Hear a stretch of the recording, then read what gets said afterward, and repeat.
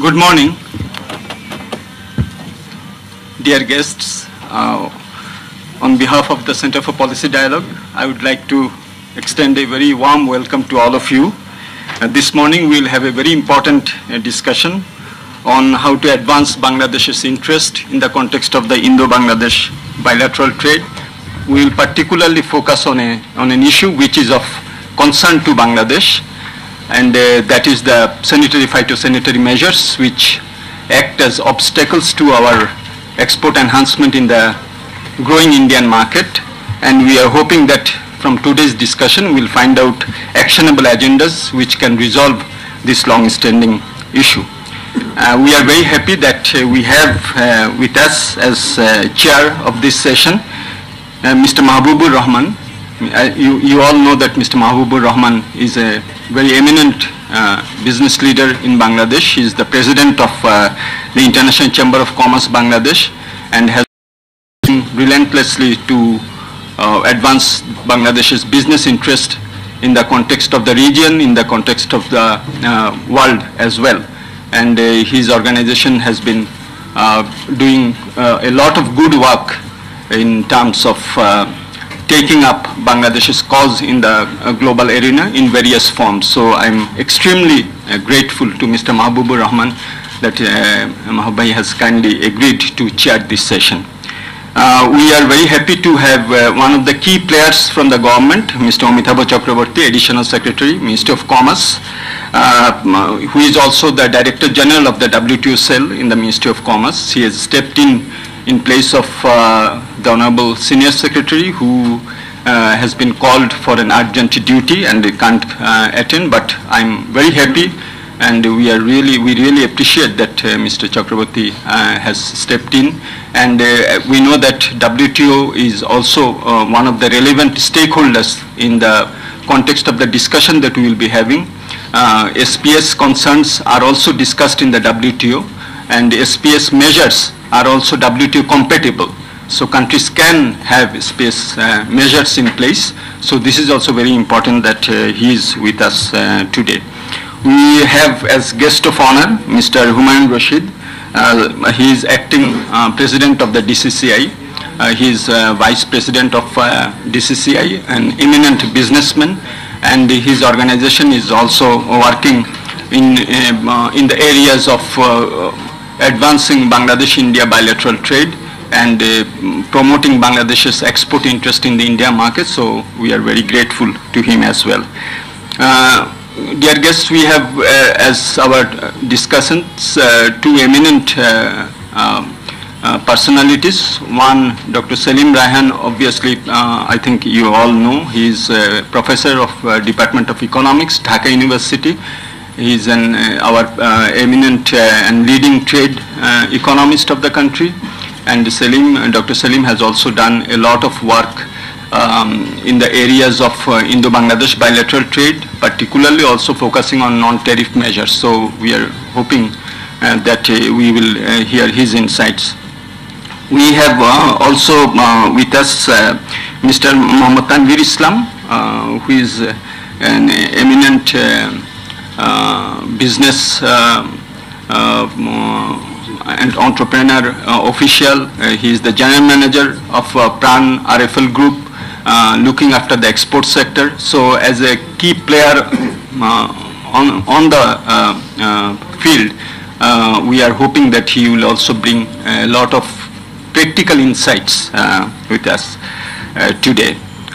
This study we have undertaken some time back in collaboration with the United States Embassy, and I'm very happy that Victoria Oliver and George Mestas are with us today. In fact, this collaboration extends not only in Bangladesh but also in India. So one of the distinctive features of this study is that we are trying to look at the SPS related issues both from the demand side and from the supply side.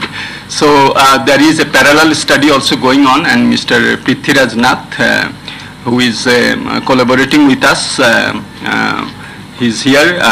He is head of the CARTS Kolkata office, and he has been doing this work on the Indian side. CUTS is a leading think tank in India, which has done the parallel study. So today we will present the findings of the study from our side, and we will be looking forward to getting your insights. Mrs. Khaleda Akhtar, who has been a key member of our team, which also has Naimul Goni Saif. So on behalf of our team, she will make the keynote speech.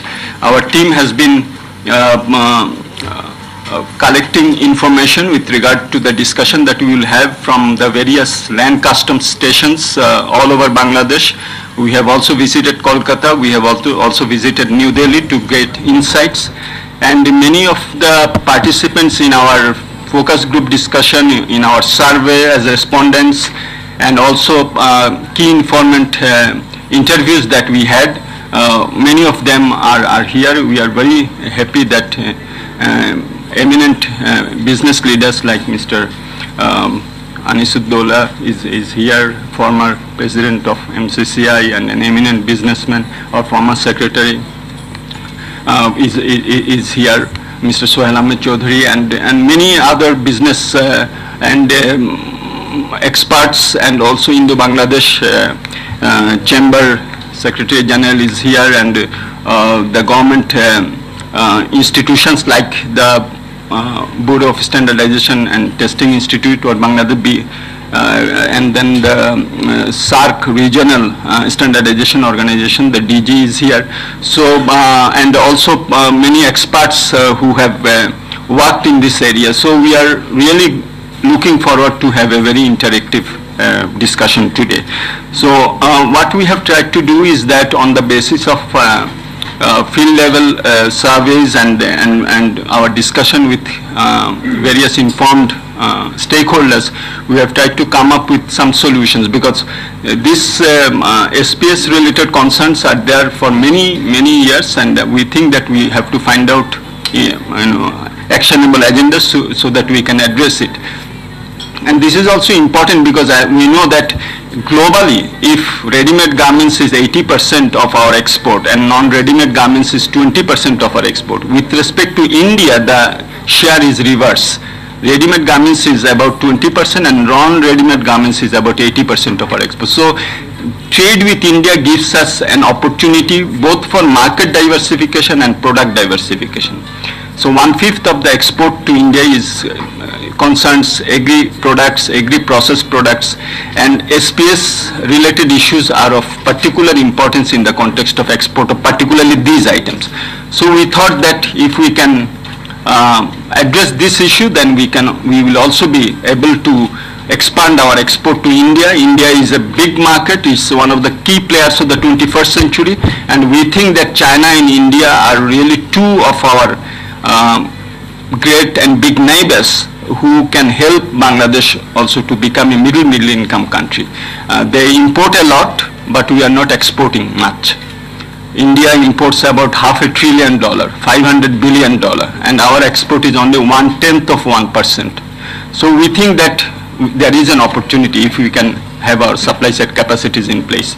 So with those few words, I would like to request our chair to take over the proceedings, and then we can go on and then have a very interactive discussion. Thank you very much. Once again, we are very grateful that you are here today, and you have your continued support to CPD activities. Our print and electronic media friends are also here. Through them, we will take this the outputs also to the broader audience, and this program is also live streamed, and many people from all over the world have hooked into our system, so they are also listening and observing this program from all over the world through the live streaming of CPD. So they are also most welcome to this discussion. With those few words, I would like to request Mr. Mahbubur Rahman, our esteemed chair of today's session, to take over. Mahbub, thank you. Thank you, CPD, for inviting me to chair a session on NTVs. my experience with the trade bodies and the business as such, almost 50 years. And I personally organized the kind of discussion program, dialogue on NTVs with India, at least if not more, according to my files, it is not less than 6 over the years. We have been discussing and talking about it. Unfortunately, we are making not much headway in this case. Now that the tariff coming to almost zero, the non-tariff barriers is still taking the lead. As we are talking about the SPS, the sanitary and phytosanitary measures, there are many non-sanitary issues also creating a bottleneck for us to make a progress in this Indian market. Whereas you all know that Indian export to this market has increased manifold. According to the Bangladesh Bank, 2013-14, it was 6.035 billion by India exported to Bangladesh. As against Bangladeshi export to India is 346 million US dollar. 346 million and $6 billion on account of India exporting to Bangladesh.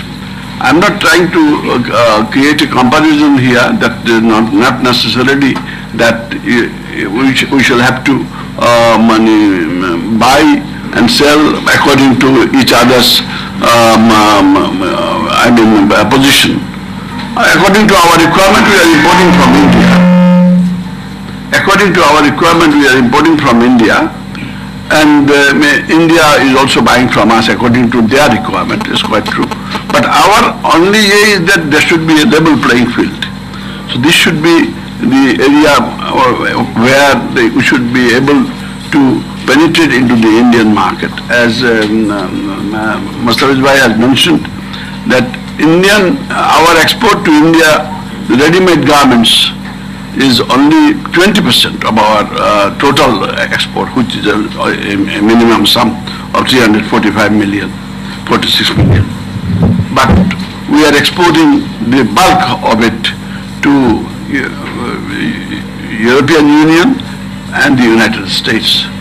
So therefore, we can export all these items to the India as well. And if you remember, when Devgowda was the Prime Minister of India, there has been an agreement and a quota was given to Bangladesh to export ready-made garments to India. And that was only implemented with the Manmohan Singh, if I am not mistaken, during that time. So we need to talk and discuss and deliberate on the issues very, very seriously. There are scope on the open market, on the open competition, and India has the right to buy and not to buy according to their requirements. But this should be, the field should be available to Bangladesh. So from that point of view, I would consider that the non-tariff barriers, as we are discussing today, and the study that has been made by the CPD, we should take it very seriously. And the administration at our side and administration on the Indian side should take it seriously, because now that the time is that we should work hand in hand in order to bring about equilibrium into the situation. Thank you very much, distinguished participants and the panelists to be here. And now at this point of time, with these initial remarks, I would like to invite our keynote speaker of today, Mrs. Khaleda Akhtar, Senior Research Associate of CPD, Mrs. Khalida. Thank you, sir, for giving me the honor. As you already know that today our discussion or the presentation will be based on the non-tariff barriers in India, Bangladesh-India trade, which will basically address the SPS measures. And as sir already mentioned that this is our study team. Professor Mustafizur Rahman was the head and the coordinator for the study. Under his leadership, we have managed to complete the study. I was involved in this particular study, and Mr. Naimul Goni Saif worked really hard in various ways to complete this study. We would also like to register our deep appreciation to CPD's partners, institutions and individuals who have extended cooperation to generate the needed information and provided important insights to carry out the study. And this is the content of the presentation. Initially we'll have some introductory remarks, then we'll talk about the objective, then we'll analyze the current trade dynamics between Bangladesh and trade, and then the metrology survey results, and finally some remarks on the ongoing cooperation and the concluding remarks as well. So as it has been mentioned earlier that the bilateral economic relationship between Bangladesh and India is of significant importance for Bangladesh, as Bangladesh wants to be a middle income country by 2021. And in recent years, the economic relationship between the two countries has received growing attention for a number of reasons. Number one, Indian economy is growing very fast and it has lots of significant implication for Bangladesh's economy in terms of trade, investment and other economic welfare. And when we have this India-Bangladesh Economic Cooperation, it also has several implications for the regional integration in South Asia as well. And as we all know that in 2011, India has given the duty-free market access offer to Bangladesh, and that actually created significant opportunities to enhance Bangladesh's market access in the Indian market and to realize the export potential in that particular market. One interesting point here is that while the duties have brought down to zero, there are several non-tariff barriers related to infrastructure and other barriers, but especially the SPS measures continue to pose significant challenges in advancing the trade between the two countries. And as per the WTO rule, the sanitary phytosanitary measures, which mainly deals with the laboratory, deals with the testing, certification, sanitary phytosanitary certificates and all those things, these measures, every single country, they're allowed to take these sort of measures to protect their human, animal and plant life. I'm not going to give details definition, it's there in our paper. But the evidence suggests that these various types of SPS measures, especially for the food and agriculture related trade, these measures actually undermining the trade potential of both the countries. It is also evident that when the appropriate mechanism and institutions are not put in place to address these concerns, these SPS measures start to act as a major non-tariff barriers to hinder the trade between the two countries. That's why we feel that there is an important and urgent rationale to identify the SPS measures and the mechanism or the institutional initiative to address those measures. So the objective of the study is to identify major SPS related issues and concerns which act as NTBs in Bangladesh-India trade. We also try to identify the current cooperation mechanism which can be deployed to address SPS measures. We have also come up with a framework for a bilateral SPS agreement which can then serve as a basis for future cooperation to address SPS related NTBs between the two countries.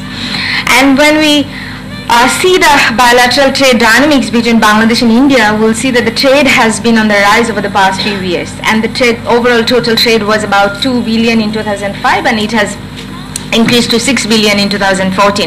It is also encouraging to note that Bangladesh's export to India has also gone up to 456 million in 2014 from USD 140 million in 2005. And if we see the pattern of the data, then we will see for the last few months in our fiscal year 2015, from July to November, the export has also increased and there is about 37% rise. One important issue when we talk about the Bangladesh-India trade is the bilateral trade deficit. You can see that the bilateral trade deficit has gone up to about 5 billion in 2014. It was 1 billion in 2001 and then it was about 2.5 billion in 2009.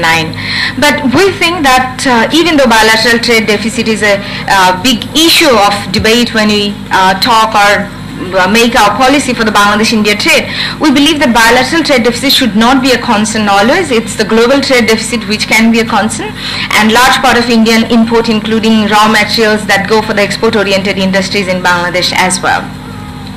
And as it has been mentioned by Professor Mustafizur Rahman Sir and the chair as well, that the share of non-RMG items is significantly higher than that of the RMG products in Bangladesh's export basket in India, which actually gives us lots of opportunity to export, to diversify our product and diversify our market as well. And we have found that significant positive impact of duty-free, quota-free market access offer is yet to be realized. Last year we have done a comprehensive study on that what are the trade facilitation related measures which are hindering the trade potential between the two countries. We have found there are lots of issues related to infrastructure, this complex export-import procedure. We had lots of problems related to the in the port and the customs. There are not proper warehouses or this sort of thing. And we have also found that lots of trade barriers work as an impediment, especially the SPS related issues. And this is the metrology offer study. The whole analysis is based on the both primary and secondary data. Secondary information was collected from Export Promotion Bureau, Bangladesh Bank, National Board of Revenue, Bangladesh Accreditation Board, Bangladesh Standards and Testing Institution. And secondary information was also generated from the Bureau of Indian Standards and Food Safety and Standards Authority of India. We have visited both in Kolkata and in New Delhi to meet with the officials from the BIS and FSSI and other customs officials in India. And in Dhaka, we organized several focus group discussion, and we had taken several key informant interviews with concerned stakeholders, including traders, policymakers, and government officials from several ministries. We have done a primary survey, a perception survey which involved exporters, importers and CNF agents in Bangladesh, and total number of respondents was 100. The perception survey was held in 5 major ports. We had taken obviously the Benapur Petrapol port, which is largest port for the Bangladesh-India trade. To cover the northeast part of India, we also went to Akhaur, Agartala. We had also covered this Hili port, Bhumra, Gojadanga port, Tamabil, Doki port as well. The exportable items we included for this study were fruit juice. From the Bangladesh side, it was fruit juice, fruit drinks, biscuits, jam, jelly, fish and seeds, all these food and agriculture related products. And for the importable products, we had taken these rice, wheat, fruit, fish and spice related products, which are also agriculture and food related products. And our survey result actually showed that what are the major SPS related issues which are hindering the Bangladesh-India trade. We also tried to identify the efficiency level of the relevant institution which deals with the SPS measures both in Bangladesh and in India. We also tried to identify what are the average time taken to clear inward and outward goods, and from the perception of the traders and the CNF agents, what is the impact of the SPS measures on trade. So when we try to identify the SPS measures which hinder the trade between Bangladesh and India, we have found that testing, certification, labeling and packaging requirement. We have also found that registration requirement, inspection, quarantine requirement, and our field perception survey indicate that first 4 constitute the major concerns for Bangladeshi exporters. And traders also say that the labeling and packaging requirement are the biggest impediment for Bangladesh's trade with India. They explain several important issues which mainly deals with that food items should contain the pictures of veg and non-veg sign. The name and the address of the importer is mandatory as per the FSS regulation in 2011. And for the toast biscuit, the word Rusk needs to be printed over there. And for the importer side as well, they also informed us that several imported items need to be marked in accordance with the Bangladesh Packaging Rule 2007. That the retail price and the net weight need to be printed on the body of the packet as well. One important thing here needs to be very clear that all the countries, they are allowed to protect their human, animal and plant life, and all the countries are supposed to implement some sort of registration or packaging or certification requirement. But the issue is whether these things are creating obstacles for the trade between the two countries. That's the issue. Both Bangladesh and India, these measures are very valid to protect the human element and plant life. But if we put the measures in a way so the trade, it works as a trade barrier. So that's the issue here we are trying to highlight. And we have also found that there are several certification, registration and testing requirement. All these products, they need to send it to the Central Food Laboratory and State Public Health Laboratory in India, which the exporters mainly complain that it takes lots of time and the registration fee, certification or the testing fees are really very high. And we'd also like to, highlight a puzzle over there that initially it's the BIS, Bureau of Indian Standards, which used to deal with all the products related to certification, testing and all these things. But at this moment, BIS is dealing with, dealing for 92 products, and among those only 14 were food items, which are basically the mineral drinking water or packaged drinking water and the milk item. And apart from these 14 products, exporters need to get the certificates from the newly established Food Safety and Standards Authority in India, which was established in 2008 under the Ministry of Health, Family and Welfare. So we are trying to highlight this issue because when this bilateral cooperation will be going on, then from the Bangladesh's perspective, they need to cooperate with the new organization FSSAI as well, because they are the institution who are dealing with these food related products. We have also found some other issues such as pest elimination, quarantine and other requirements where the difference of standards in Bangladesh and India also exist. We have taken one particular example for fruit juice. We have found that when we see the fruit pulp requirement for both Bangladesh and India, we have seen that the standards are pretty different for the two countries. For Bangladesh, it requires about 7 to 10% fruit pulp for the fruit juice. In India, it's 20%. When we see the food additives requirement, we have found that Bangladesh are using xanthan gum, India is using pectin. So you can see that we need this harmonization of standards, or we need some sort of cooperation or thing where these standards will be almost similar, so the trade are not hampered by these sort of standards. And traders also complain that due to all these SPS measures, their cost of doing business are getting really high, mainly due to the higher testing, licensing and registration fee. There is a fall in product quality from delays at port. They also identified this complex and expensive renewal processing for licensing, and they also talked about this damage of product at land customs station and disruption in the supply chain as well. And these are the main sort of SPS measures we have found, which actually impacting the trade adversely for the trade between the two countries.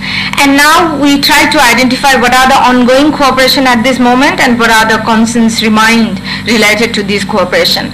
At this moment, BIS and BSTI, they have a memorandum of understanding which was in place since 2007, and it mainly deals with the standard certification, calibration and testing related issues. But all the respondents of our survey, they have mentioned that much more energetic and innovative steps are needed to address this SPS concern.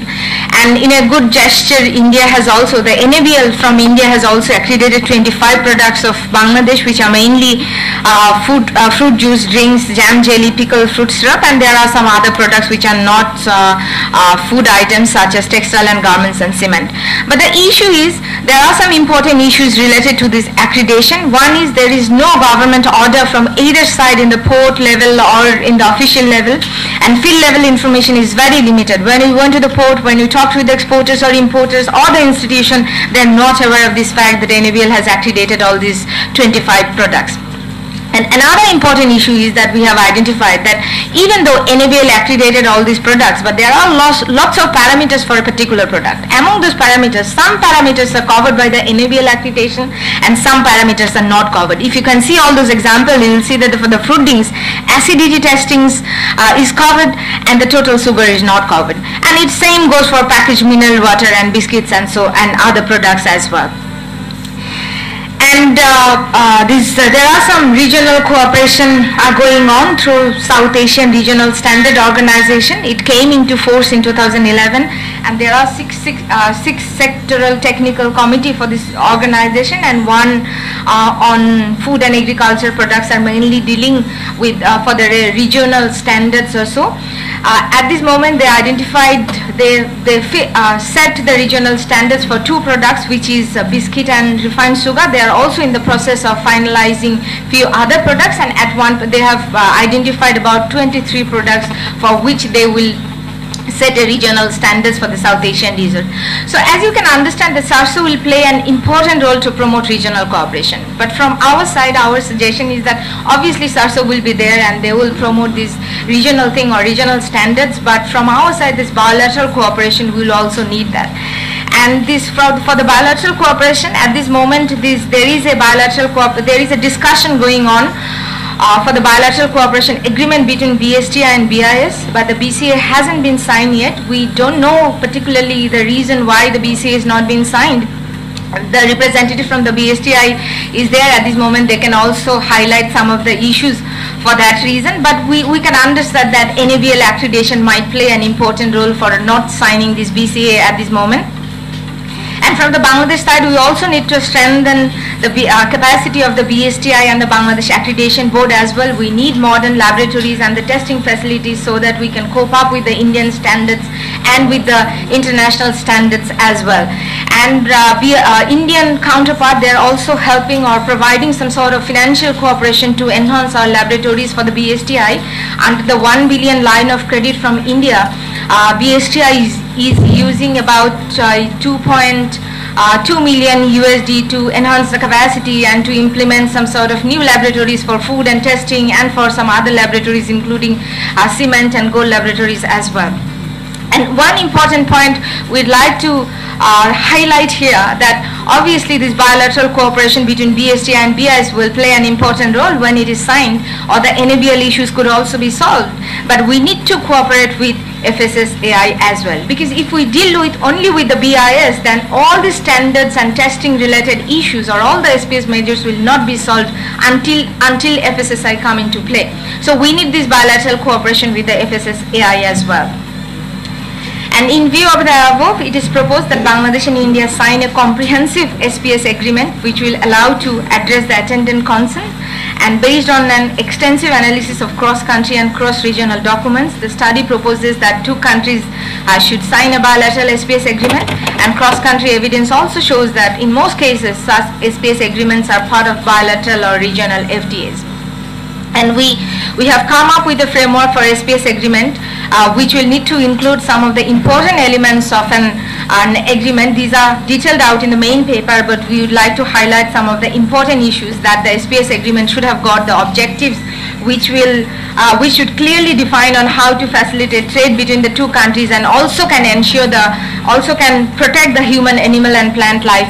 One thing here, it needs to be very clear that we are not against the SPS measures which a country needs to put in place to protect their human, animal and plant life, but the issue is we shouldn't put all these measures in a way so that it affects the trade adversely. So that's our major issue. And for the SPS agreement, we have also talked about the scope and coverage. We also thought that the mutual recognition of conformity assessment, harmonization and equivalence related issues are very important, and it should be there in the SPS agreement.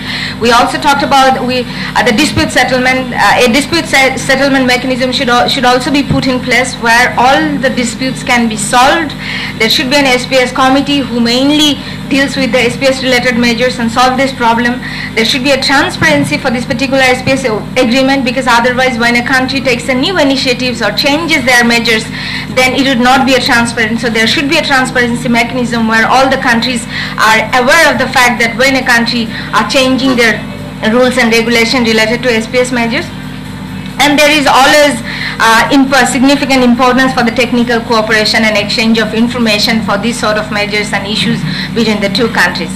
And these are the, from our study, if I would like to summarize, that we have identified the major SPS related issues and concerns for Bangladesh-India trade, and we tried to highlight the ongoing bilateral cooperation and the existing concerns related to NABL accreditation and so. And we also propose that bilateral cooperation is needed because FSSAI is there and we need to cooperate with the BIS as well. We also highlight the importance of the SARSO, that SARSO will play an important role to promote the bilateral trade between the two countries. And we also have come up with an SPS agreement which mainly deals with the mainly deals with the mutual recognition of conformity assessment standards and testing related issues. So that's all from me at this moment. Thank you very much.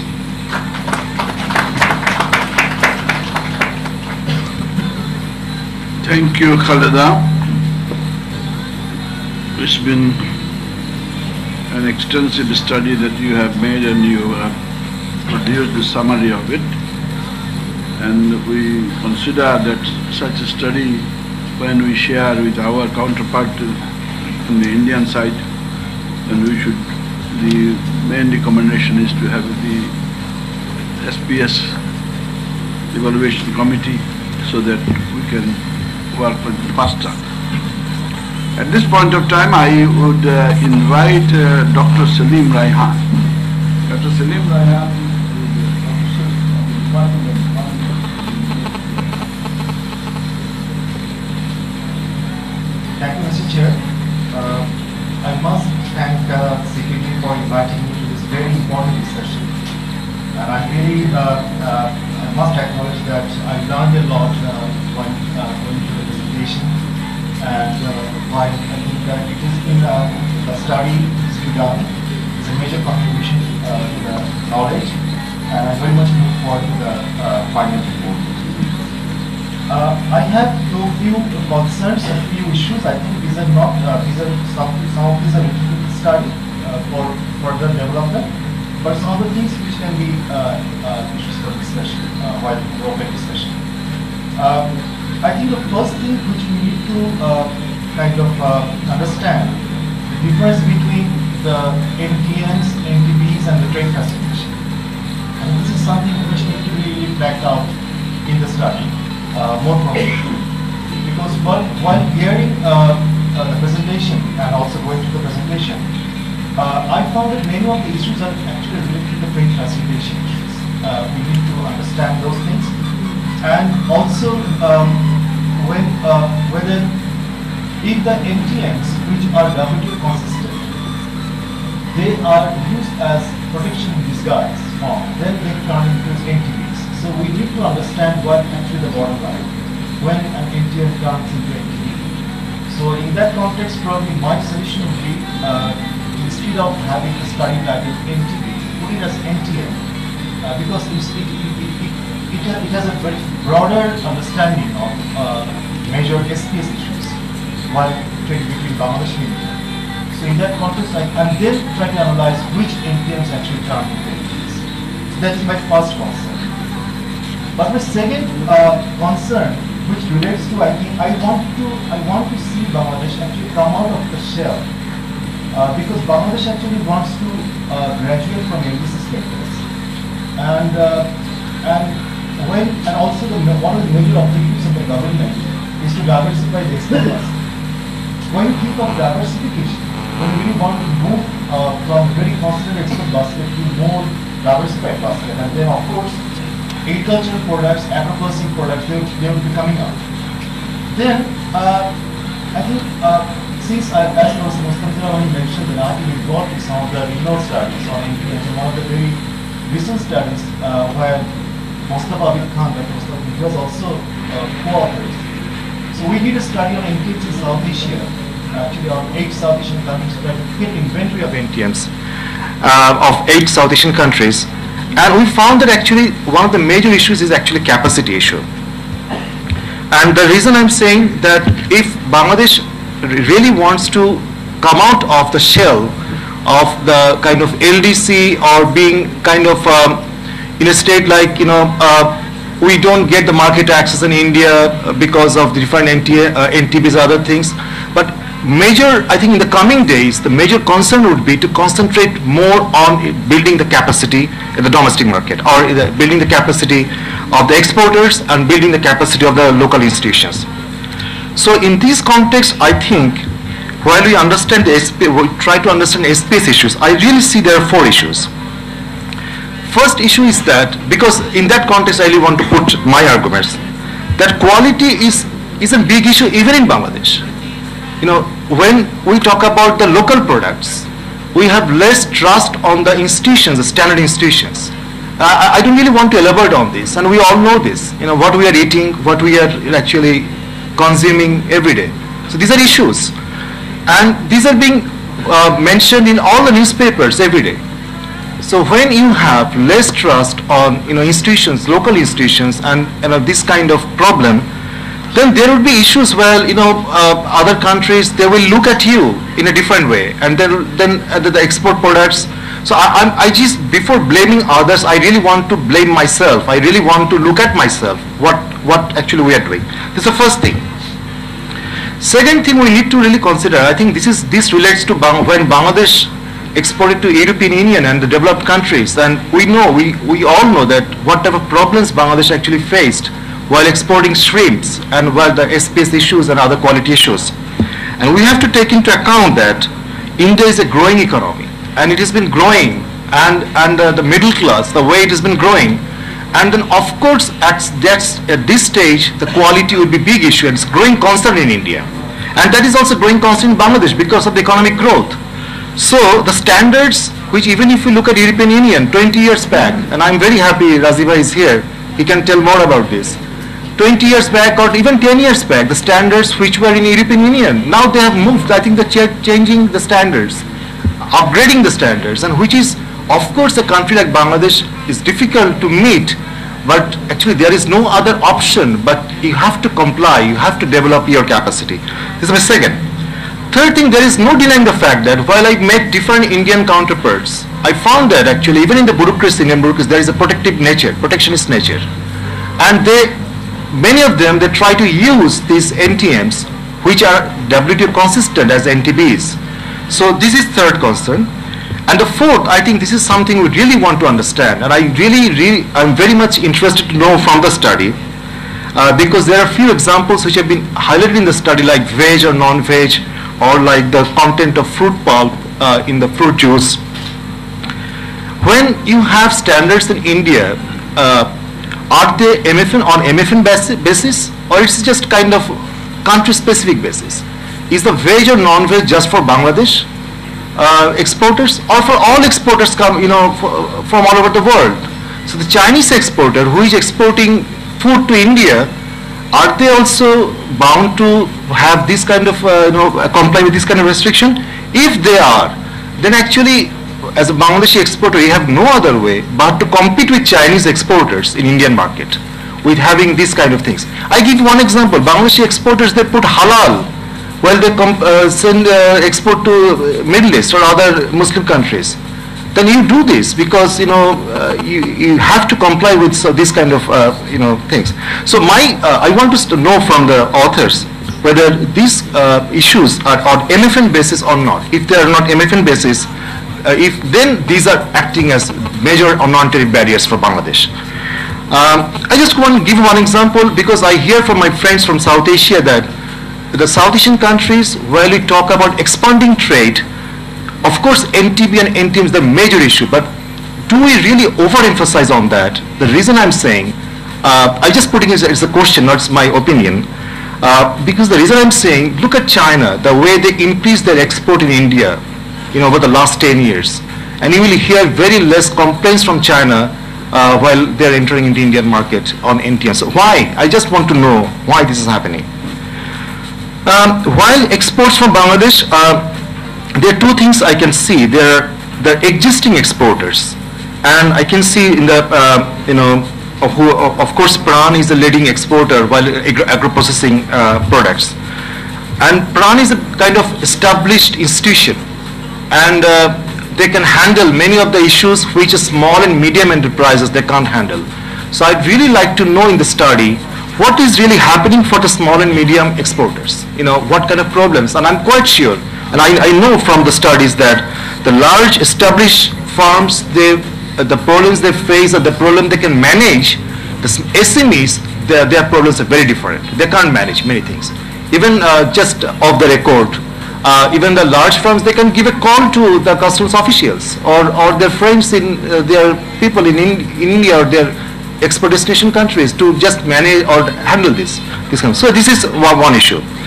Second, I think more important thing, while we Bangladesh were more interested in diversifying our export baskets, we want to know what are the new products are coming and what are the problems.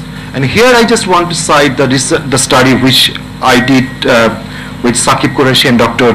Mustafa Khan on NTMs in South Asia. Actually, we tried to identify the products where Bangladesh has large export capacity, but export to India is actually virtually zero. And then we found that actually out of the top 10 products actually, they have different they face different SPS regulations in India. So, but we are not sure. We want the study in the next rounds of study where these NTMs act as NTPs. I'm just summing up. I think we want to know. I'm really pleased to see the study looked at the ongoing cooperation, but probably much more things we need to know. Why these things are not working and what to do to make them working. So this is something I really expect from the study. 3 things in conclusion I'd really like to mention. The study talked about a comprehensive SPS framework agreement. I think this relates to the kind of mutual recognition agreement, MRAs. I'm not quite sure to what extent the bilateral SPS framework agreement can be put in place, because the study has already mentioned that in the cross-country experiences suggests that when you have bilateral FTAs, this framework can come along with the bilateral FTA. But since we don't have any bilateral FTA with India, so this is an issue. Or better, I think, probably to work more in a regional framework, the SARSO or enhanced SARSO. Why SARSO is not really being being so much effective? I think this is a big question we really need to understand. Second thing, I think this relates more to the kind of new generation or new future research in trade. We talk about comparative advantage and competitive advantage based on the kind of resource endowment or the kind of cost competitiveness the countries have. But in the coming days, I'm quite sure we'll talk more about competitive advantage in quality products, not in simple products. Just simple production. You can produce in a cheaper way, but that is not enough.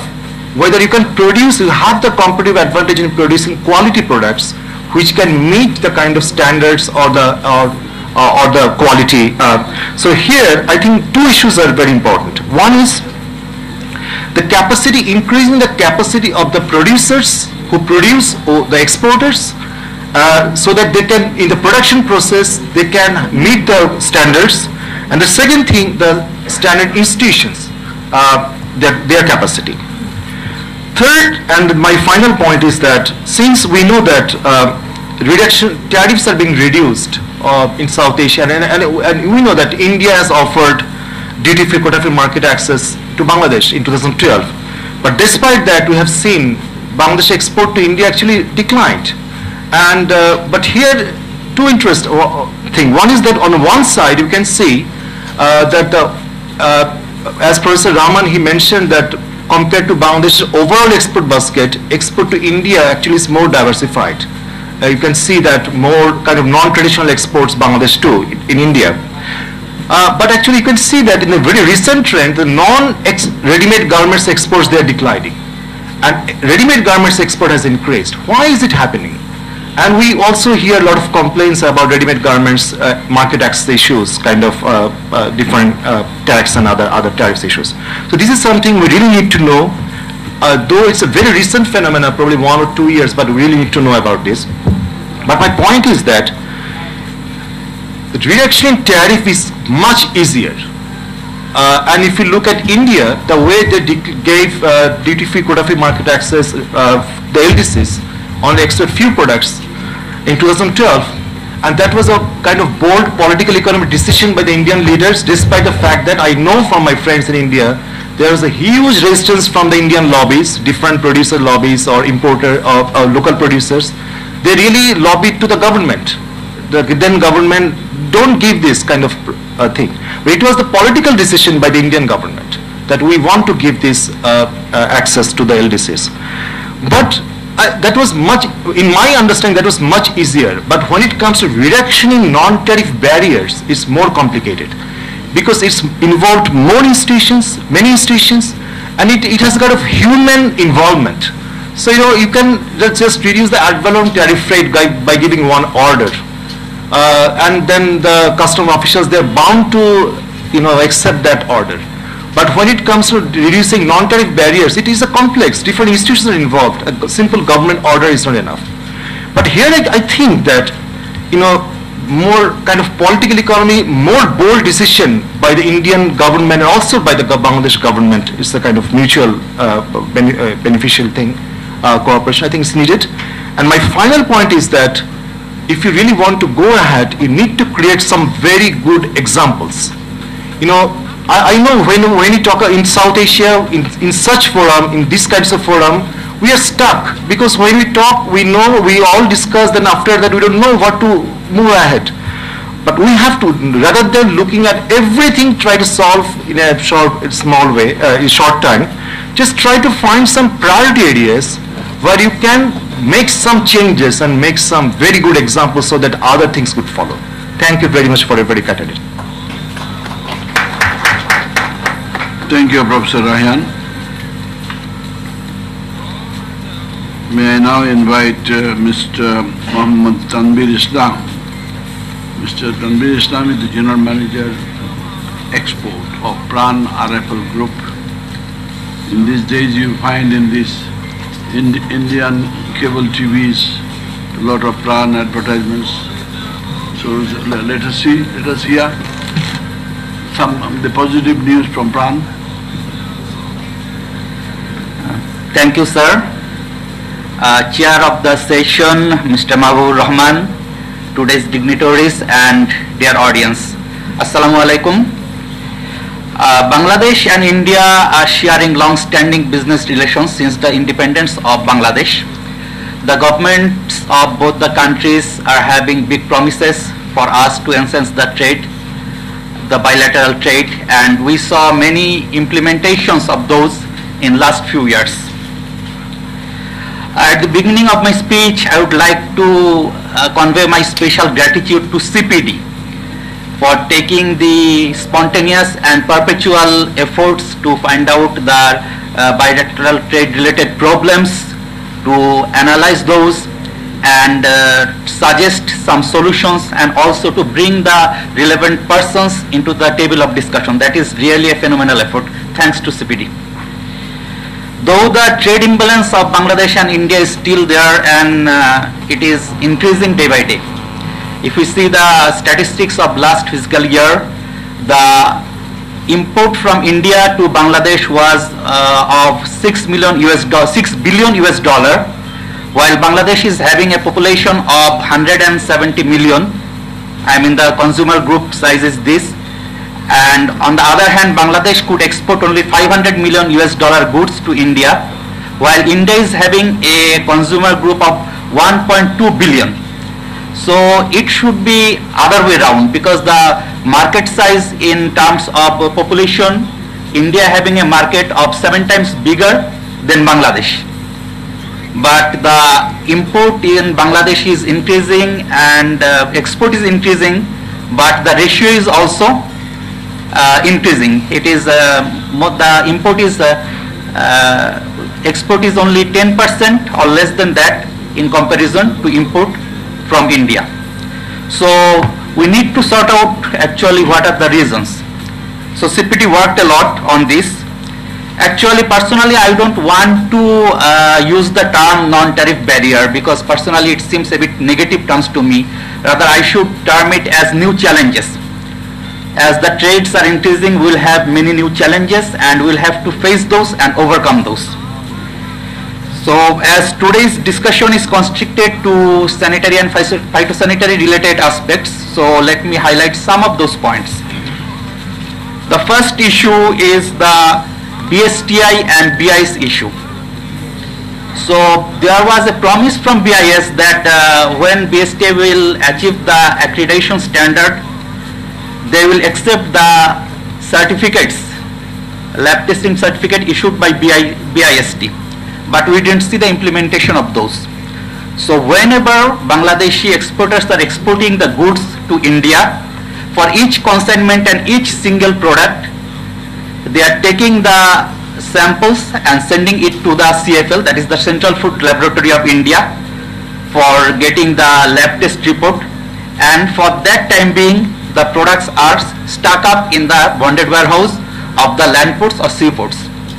So it's a good news for us that last few years CFL used to take 30 to 40 days time to issue the lab test report, but for last 1 year we found that they reduced the timing and they are issuing the lab test report within 10 to 15 days. That is good, but still there are lab tests, then our Indian distributors they need for each product, each consignment. Now for my company, we are exporting per day 3 to 5 consignments. We are doing shipment, and in per month it is more than 100. So 100 times our distributors need to obtain the CFL test report to get release their goods and send it to the market, which is really a bit hassle-some. Then the next point I want to highlight, that is the PFA rule, Pure Food Adulteration Rule of India, where it is mentioned what will be the standard of the packaging, what will be the standard of the food, not only for the exporters but also the Indian local manufacturers. So as per that rules, there are some special instructions which we need to implement for the packaging of the goods. I can give one example that as per the Indian PFA rule, we need to quote the total name and the detailed address of the importer, I mean our Indian distributor, on the side, on the foil of the food, or on the label, or on the body of the juice bottle, which needs a big space. And we don't need this to do for the other countries. So while we are exporting in more than 100 countries around the world, we need to cater for one type of packaging for all the countries and separate type of packaging only for India. And that could be solved by a bilateral discussion of BIS and BSTI, which are really a bit difficult for the Bangladeshi manufacturers while exporting in India. The next point is that the CFL or Central Food Laboratories are not available in near to all the land ports of India. For example, if we export some goods through Burimari Changrabanda land port, which is on the northern part of our country, our Indian distributor need to send the sample to Calcutta lab, which is 500 km away from that land port. Same thing happens for Northeast Indian ports. The laboratories in Guwahati, which has a distance of 400 km from Tamabil land port, and 500 to 600 km distance from the Shaula Sutarkandi land port. So it takes time, and you understand when it is the perishable goods going that much distance for laboratory test, and the test report are coming, not always coming by mail or internet. Sometimes they send it in speed post, and it takes lot of time. And a new challenge nowadays we are facing, especially while sending the shipments to the seaports, that is FSSAI, which Ms. Khaleda Rosie has mentioned.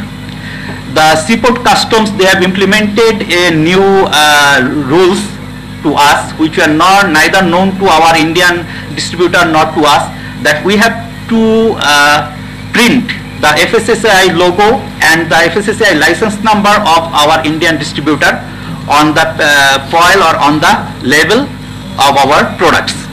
And we are also not clear that this particular license number is of which license number, because there are two type of license. Number one, all the distributors of India who imports goods from abroad, they need to have a FSSAI license, and again for separate food products they need to have separate FSSAI license.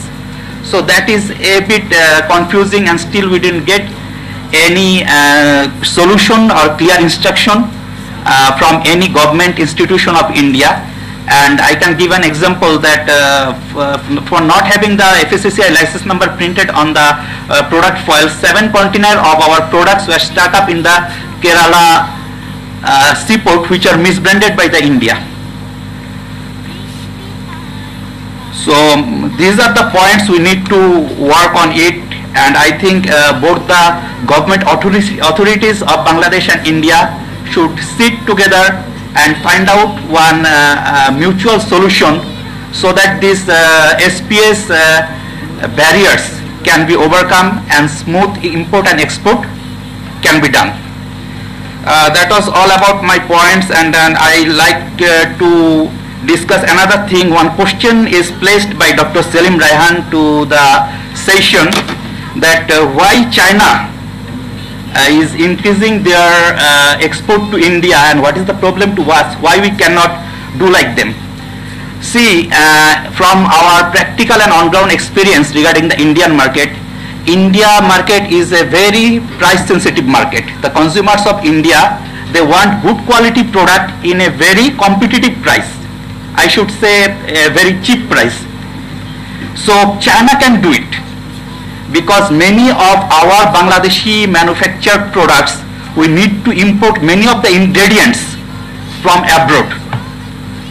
But China has the capacity, being one of the largest country of the world. They can use their native ingredients to make all kind of products that really reduce their manufacturing cost, and they can become competitive in the world market, which we cannot. Because many of the ingredients we are importing from India, then we are manufacturing the products, again selling it to different countries including India. So we cannot become so price competitive with China from this point of view. So another point that has mentioned by Dr. Selim Raihan, he has correctly pointed out that the tariff barrier is removed by obsoleting the basic duty. That is really appreciating part by the government of India. But again, we have to pay the CVD, counter-value duty, while exporting our product. Our Indian distributors, they need to pay. And I need to convey this message or information to you all that recently, from the March ending, that is from 1st April of 2015, many the CVD of many products is increased by the Indian government, especially the synthetic drinks, which had the CVD of 13.5%, that is increased up to 18%.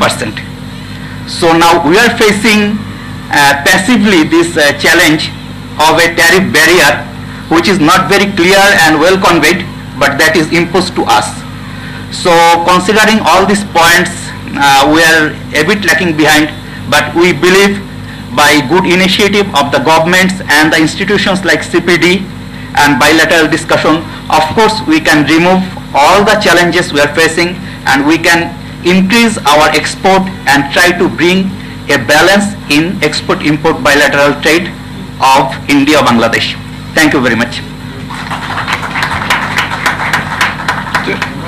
Thank you, Mr. Islam. But can you please clarify a little further? What is CVD? Countervailing duty, that I understand, but on what basis? What is the basis when they apply countervailing duty on your product when you export to India?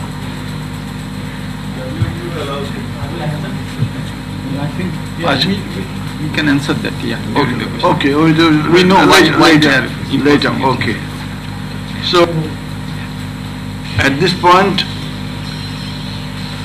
may I invite Mr. Prithviraj Nath from CUTS, CUTS India. Here in this case, the CUTS India is the Prithviraj is the counterpart of the CPDs in this particular study. Now we invite Mr. Prithviraj to share his views on this study. Prithviraj, you have the floor. Thank you, Chair, sir, and I'd like to thank CPD and Professor Rahman for having invited us and giving us an opportunity to listen to all of you and participate here. And as Professor Rahman already pointed out, we have done a parallel study in India on the similar issues on standards and also on transport related issues. Mostly, I'd just like to briefly, substantiate some of Khalida's points here. I mean, our findings have mostly been along the similar lines, but what I really would like to flag, and as Professor Raihan had said, I mean, there's no escaping it. I mean, we have to ultimately own up to international standards, and that's precisely what's happening in India, being a developing nation, and probably we in the region we'll also have to look at that, because there's no escaping it. We can keep on complaining that it's not happening, we are facing issues, but we have to own up to the fact that we have to ultimately bring up our standards to international levels and gradually move towards them. What we found from our study is SARSO, which has already been mentioned a couple of times so far, and the DG Dr. Kabir is also here, is going to play a very, very important part in terms of easing some of these issues with SPS. But we felt the major challenge is the capacity issue, as also again Professor Rehan pointed out, that many of our traders or practitioners, even custom officials, are not really aware what are the regulations. There are different ways of interpreting it. There are non-standardized interpretation across borders, across different countries, and across customs in the same country. So a major impediment towards doing away with such NTMs would be NTBs rather, sorry, would be capacity building of major stakeholders, and enhance an ambit of SARSO. And we also need to have a higher influence in platforms like Codex. Developing nations like ours have not been very active or very visible in platforms like that, where the standards really get decided. So we really need to be having a presence there. We need also a higher border energy agency cooperation. As I was mentioning earlier, that many a times these issues come into play because there's not much of cooperation happening, there's not much of dialogue happening, and interpretation on this side of the border majorly varies with the interpretation on the other side of the border, the same regulation. For example, we just heard a speaker from PRAN. I would like to say that the rule he mentioned about prevention of food adulteration, PFA, is not there anymore. It has been replaced by the Food Safety Act of India in 2006. So I mean, considering that you are one of the biggest in Bangladesh, and believe me, it happens in India as well, that people are not really aware about which are the regulations that we should really follow. I mean, it's not only Bangladesh, and the small sector, SME sector is Warsaw actually. They don't have any inkling to what regulations are there and what should they follow. So those are the capacity gaps we really need to look at. In terms of some of the issues with the CFL, I may share with you that a new laboratory is probably going to come up in Siliguri, and I think mostly land has been acquired for that, which might solve some of the issues in terms of the North Bengal, some part of Northeast India that you were talking about. So those are some of the welcome gestures that are happening, and we also have ICPs coming up in many of the places where they will have more comprehensive facilities of testing and everything, for which you might not have to go to Calcutta or to a nearby city for the test to be done. And about the question, I think from the chair, was it about whether these, or for Mr. Rehan, I think Professor Rehan, whether these requirements are for only Bangladesh, whether the MFN status is being given completely. These are true for Indian manufacturers as well. I mean, those vegetable and blue, green and red symbols or whatever labeling requirements is for everyone, including Indian manufacturers, and these are guided by the Food Safety Act of 2006, which Khaleda pointed out, FSSAI. So it is universally applicable for all entities who are doing business in India. Now the last point I would like to highlight is where Khaleda has been talking about a bilateral framework on SPS, and while we mostly agree that a bilateral arrangement or agreement would help, but we feel that we really need to look at it more from a more regional point of view, and here SARSO again comes in. I think we really need to maybe come together, maybe CPT cards and think tanks like us and then SARSO and the standard setting institutions to really build capacities. I think that is going to be very, very important in the short term to get away from these entities. Thank you.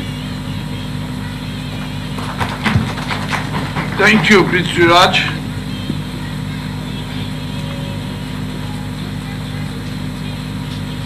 At this point of time, now it is important that all of you have taken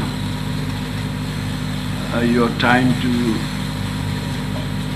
join Professor Mustafizur Rahman early in the morning at 9. If you have a friend like Mustafiz, you don't need enemies. So now that it is your turn, and he's not going to entertain you with the lunch, so you must break before lunch so that you can have it back at home or elsewhere. So at this point I would invite the distinguished participants. You are free to raise your hands and talk about it, and according to our timing, which is now 11 o'clock, we will close the session at 12. Before that, we have our two distinguished guests from Dhaka Chamber of Commerce and the Ministry of Commerce Government of Bangladesh. So therefore, I believe that if you can take the minimum time, that will only help. But for a discussion like this, I consider you need more extensive discussions in another time. But nevertheless, you are most welcome to put forward your points of view. In this case, how do you look at it? And in this case, the NTVs and non-NTVs and SPS, when these kind of regulations or measures are used, for which country, it is entirely dependent on the authority in India who applies it. As you have heard about these the testing laboratories, you export to Calcutta and it goes to Delhi or somewhere else, 500 kilometers or miles for the test, and which takes 1 month or so. So therefore it has various implications on these issues. So nevertheless, so now the floor is open.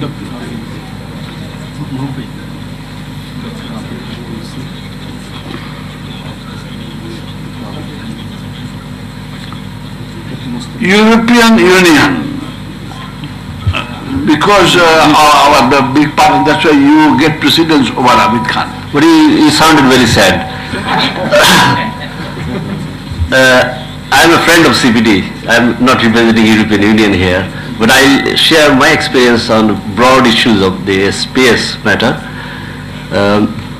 My job at the European Union delegation here on trade issues, a large part is related to SPS problems.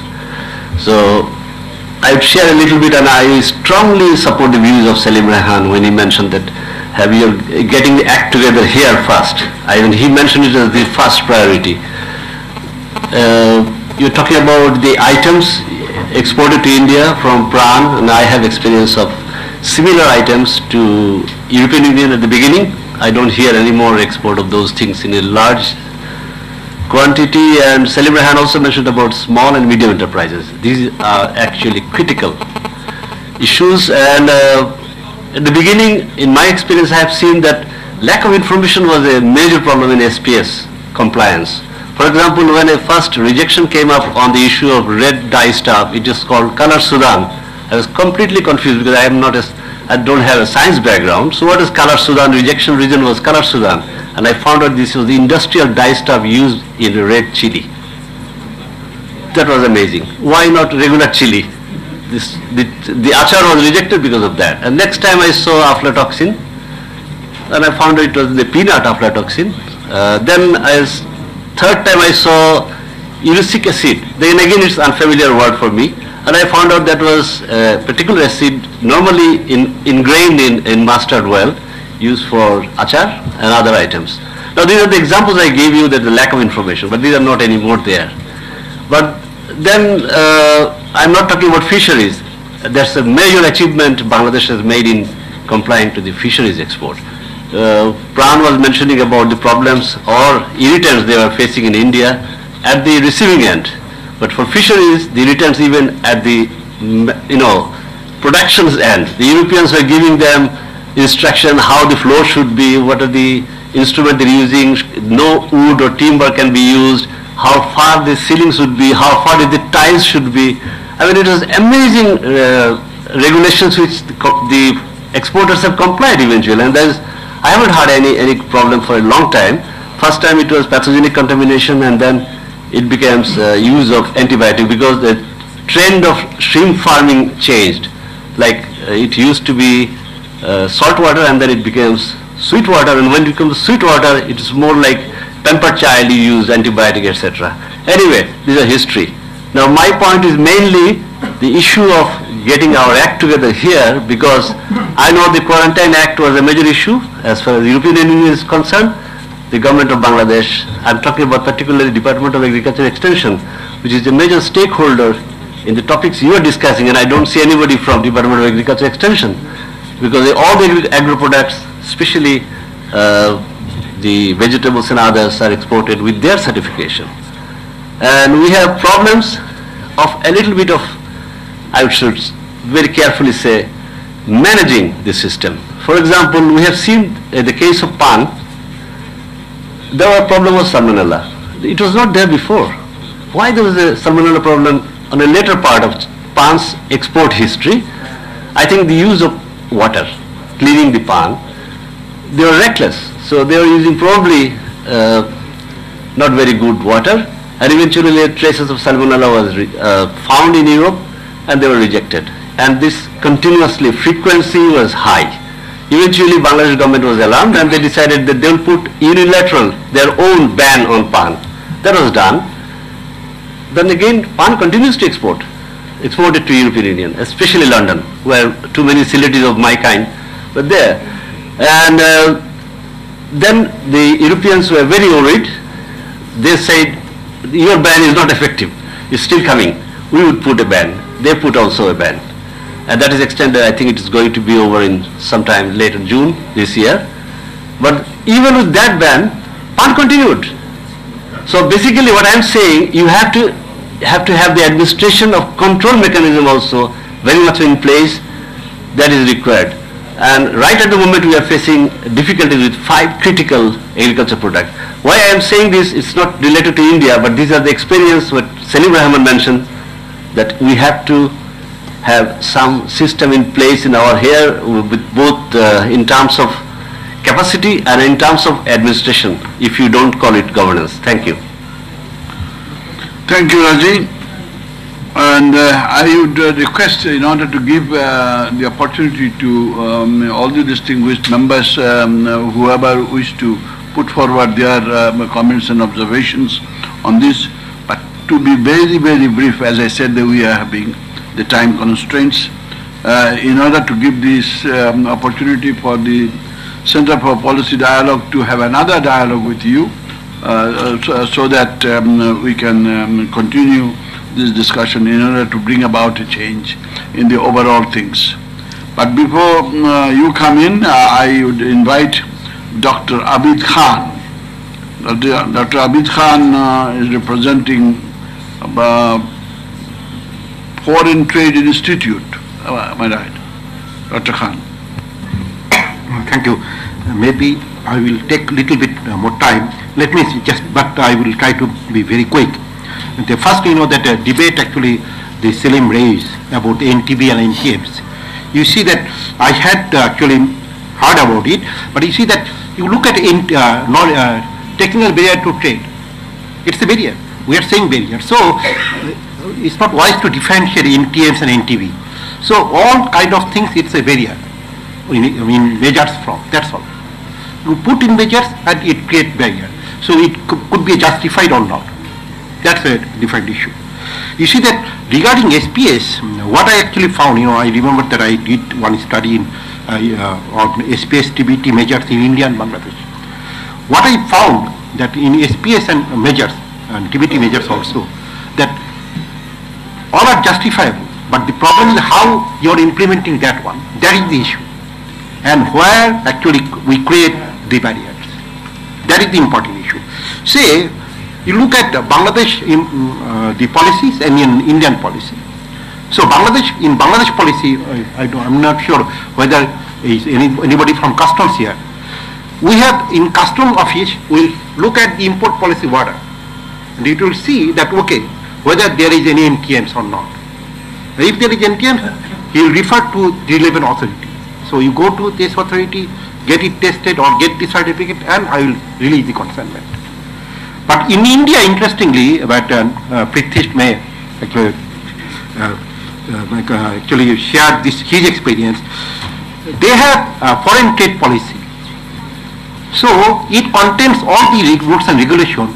But interestingly, it says that all the measures placed in accordance with the foreign trade policy, in addition to this, any other act of India may apply on import. So even this, the DGFT does not know which policy may actually impose the custom official. That's the problem. So it's also very difficult for the SMEs also. So they don't know actually which act the custom official will apply.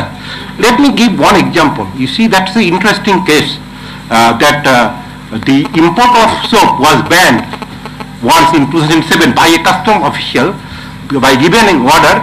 It says that that the soap is not importable through Benapol, through Petropol, because under the Cosmetics and Drug Act 1945, the soap could be imported only through 4 ports. But then I was in Kolkata and I raised the question. You see, in 1945, there is no border between Petropol and between Bangladesh and India. So we are actually implementing this act, whether it is correct or not. That is the question we raised, and then ultimately it was solved. So that is the problem actually lies in that. And I had a talk with the DGFT. Why don't you bring all the import related regulation in ITC? They have ITC, tariff classification nomenclature like that. Bring all this in this, but even DGFT actually had a problem because like in Bangladesh, in India also all ministries wanted to have a control over import. That's a problem, and that's the problem actually we face in this Indo-Bangladesh relationship, SPS measures. So actually you see that over the period we actually solved many measures. We solved many measures, but now what I understand that that now new act came, and then you see that we had a long experience in handling this testing and requirement, and actually we wanted that BSA certificate should be actually recognized by the India. Then we found that after 7 years of work, we found that without accreditation it is not possible. So we got the accredited, some testing result accredited by the NABL, and then we are waiting for a notification from the Indian authority that these certificates would be accepted by the Indian authority, but it is still not there. So we are waiting for that. You see that what Khaleda rightly point out. You see that only bilateral cooperation agreement with BIS will not solve the problem. Will not solve the problem. We need a comprehensive issue, actually comprehensive agreement. I don't know whether SPS the agreement will solve the problem, but the SARSO can do good work. But it is important for the SARSO that all the actually standard the SARSO develop become mandatory in all SAARC countries. Otherwise, if it is voluntary, it will not work. And that you see that. Let me give another example. If you look at the import policy order of Bangladesh, you see that Bangladesh accept many certificates from the exporting country. Okay, certificate from the exporting country, but in India, they don't accept certificate from the exporting country. They actually want that all these tests are carried out in India. So that's the point I wanted to make. So I was asked to be short. So let me go to the CBT. So countervailing duty. What is countervailing duty? It's a countervailing duty. That means it countervail some duty. So it's actually excise duty imposed on domestic production of India. So they countervail it with a countervailing duty called additional duty. So the domestic industry are also subject to same duty. So it has no trade effect. It's a trade neutral measures. And regarding this, there is nobody from agricultural extension, but let me actually inform you that the agricultural extension has made a master plan. They are going to issue actually implement a SPS certification system, so that nobody can actually issue false certificate, and that's the problem with the PAN problem was the veterinary problem was there. So the agricultural system is considering to develop a ESPS certificate system, so that no false certificate is given by anybody. Thank you. Thank you, Abid. Now that we have our Bangladesh Foreign Trade Institute, you have your extensive study, and let us see that how we can confront with all these non-tariff barriers or SPS measures being used for prohibiting illegally the other exports. But nevertheless, at this point of time, I would invite Dr. Humayun Kabir. Dr. Humayun Kabir is the Director General SARSO. Thank you, Chair, and also CPD.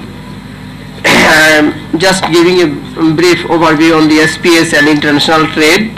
As far as the international trade or bilateral trade is the concern, SPS and TBT agreement are the two most important legal instruments of WTO. SPS concerns are human health, safety, that is food safety is most important, and plant and animal health safety.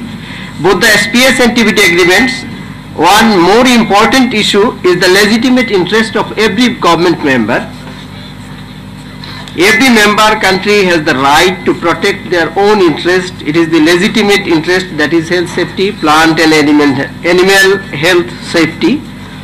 But in this protection, in framing regulation, unnecessary barriers cannot be incorporated in framing any regulations or standards or any technical regulations. That must have scientific basis. When you will put any parameter in any regulations or any standard, it must have scientific basis. Otherwise, it will be called as unnecessary barriers. In this situation, international standards is the best practice, and WTO agreement, different WTO agreement also directs that international standards is the best practice, so that to adapt international standards or to harmonize the national standards with international standards is the best practice. In respect of SPS issues, 3 international bodies are setting standards. Those are World Organization for Animal Health, which is OIE, and IPPC, International Plant Protection Convention, and Codex Alimentarius Commission. Codex Alimentarius Commission is developing all the food standards and food regulations, as well as they are helping throughout the world in respect of food safety.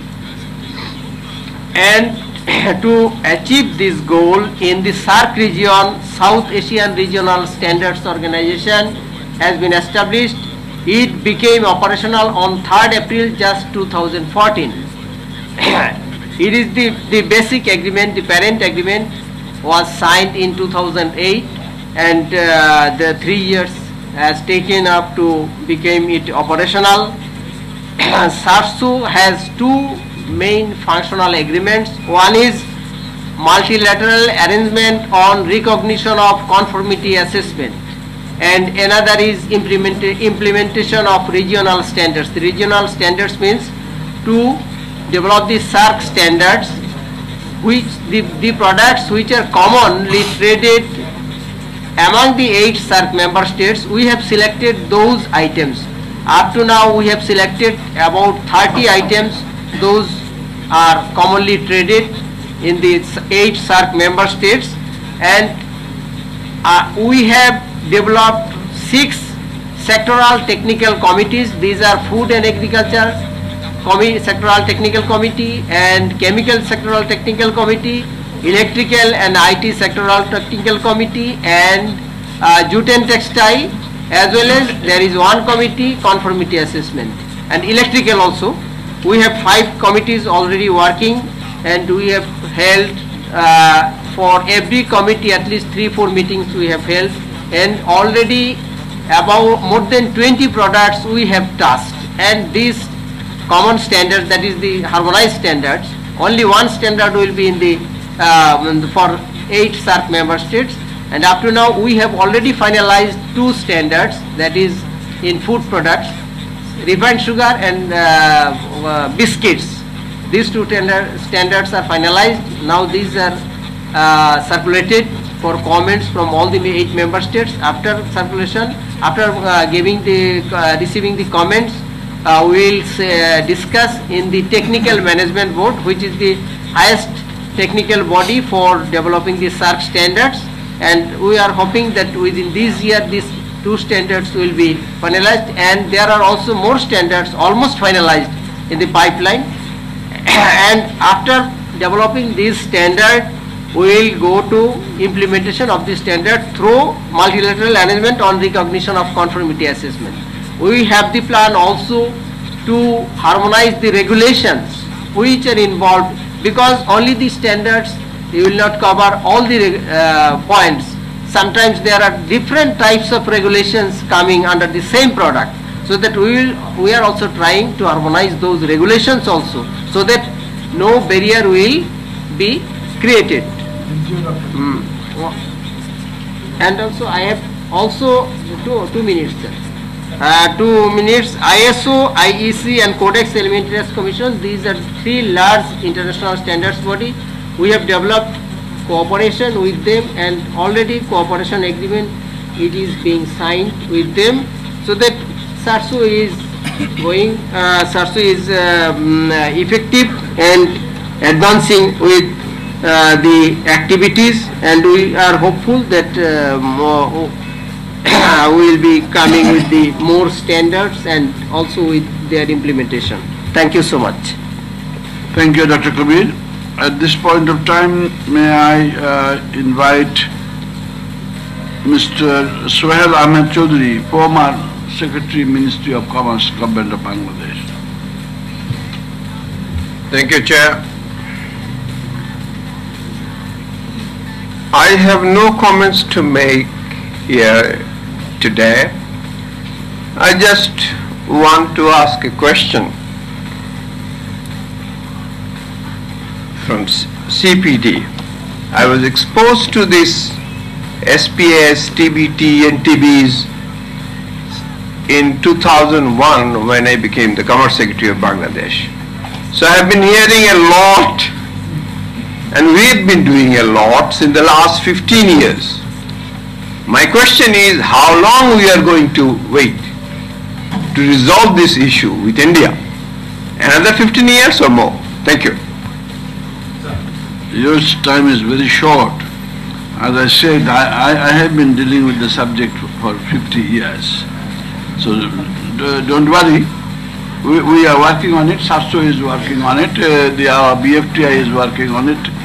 Our what is called BUILD is working on it, and CPD above all is coordinating the total works with the Indian counterparts and also with the government as well. I have a number of speakers. May I request you, I have noted your name, Jahangir, because without you we cannot go. The Indo-Bangladesh or Bangladesh-India Chamber of Commerce, India-Bangladesh Chamber. Why India comes first? Oh, I see. So everywhere they go first. So that is why he is also here, and we have Shoaib Chaudhary from DCCI. Nevertheless, this question of Sohail Ahmed Chaudhary will be answered in course of time, but I think he may not survive that long. But anyway, At this point, Firdaus Ara, you can come in, and you now know the constraint, time constraint. No, thank you, sir. I would be very, very much brief. Actually, while I was just listening the comments raised by Dr. CEO of Build what? Business Initiative Leading Development. So while I was just listening the comments raised by Dr. Selim Raihan, his last point was very nice. He was telling that we need to establish some good examples to convince our counterpart, or in regard to capacity building, or many other things. And he has already, and by this time, some 2 points which in my mind raised after the presentation by Khaleda regarding the SPS framework agreement bilaterally with India, and the veg and non-veg issues, whether it is MFN basis or not. So these some of these points have already been raised, and some replies have been given. Let me just inform you, because the relevance of the information deficit and the information are not known or disseminated to everybody. This type of issues have come already. So let me just allow you to inform some of the good examples. The issues is that, and Dr. Abid has already just mentioned the e-phytosanitary issues. Actually, BUILD is working with the Prime Minister's office in Bangladesh, and there is a very high-powered committee formed. It is called Private Sector Development Policy Coordination Committee. We have had our 7th Private Sector Development Policy Coordination Committee just on 12th of April, and Mr. Anisuddaullah present here, he was present in this meeting. So some very time-bound, I think, action plan has been taken there. So I would like to inform it to you. Number 1 is the quarantine rules. I think Rajiv Bhai has already mentioned about this issue, because for going for e-phytosanitary certification issues, there is a requirement for having these quarantine rules first.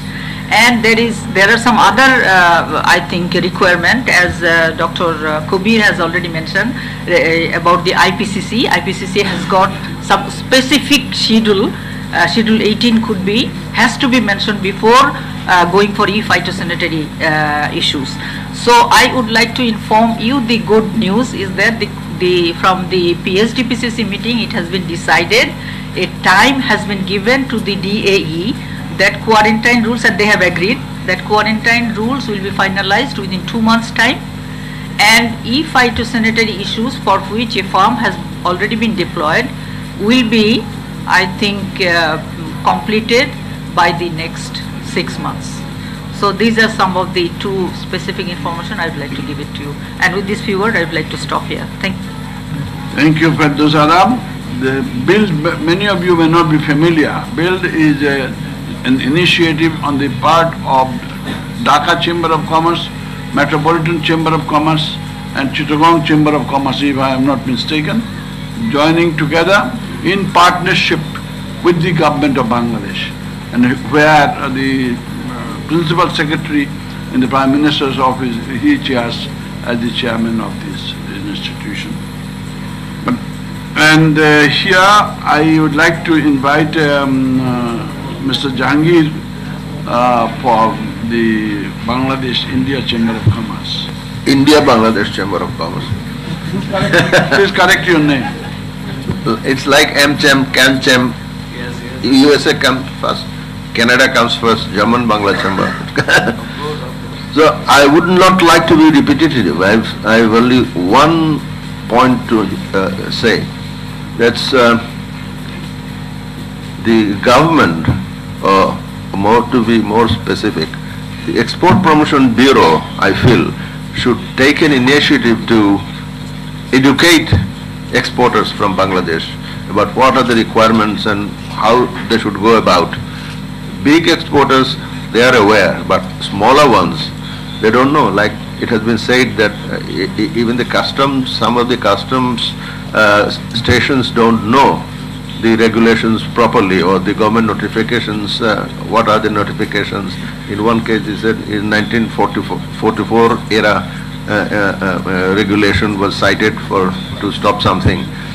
But the main thing is the EPB should take an advocacy program to educate the exporters about as to what are the requirements one should fulfill before they export. And other constraints are there, so I would like to repeat them. Thank you. Thank you, Jahangir.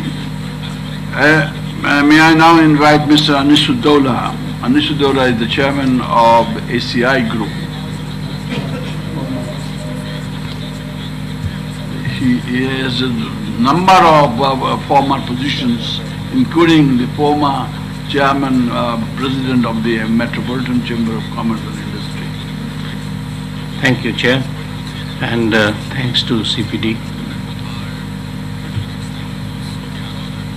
I would start with this, that in Bangladesh, the registration of companies or associations, I agree with you that it should be Bangladesh-India Chamber of Commerce.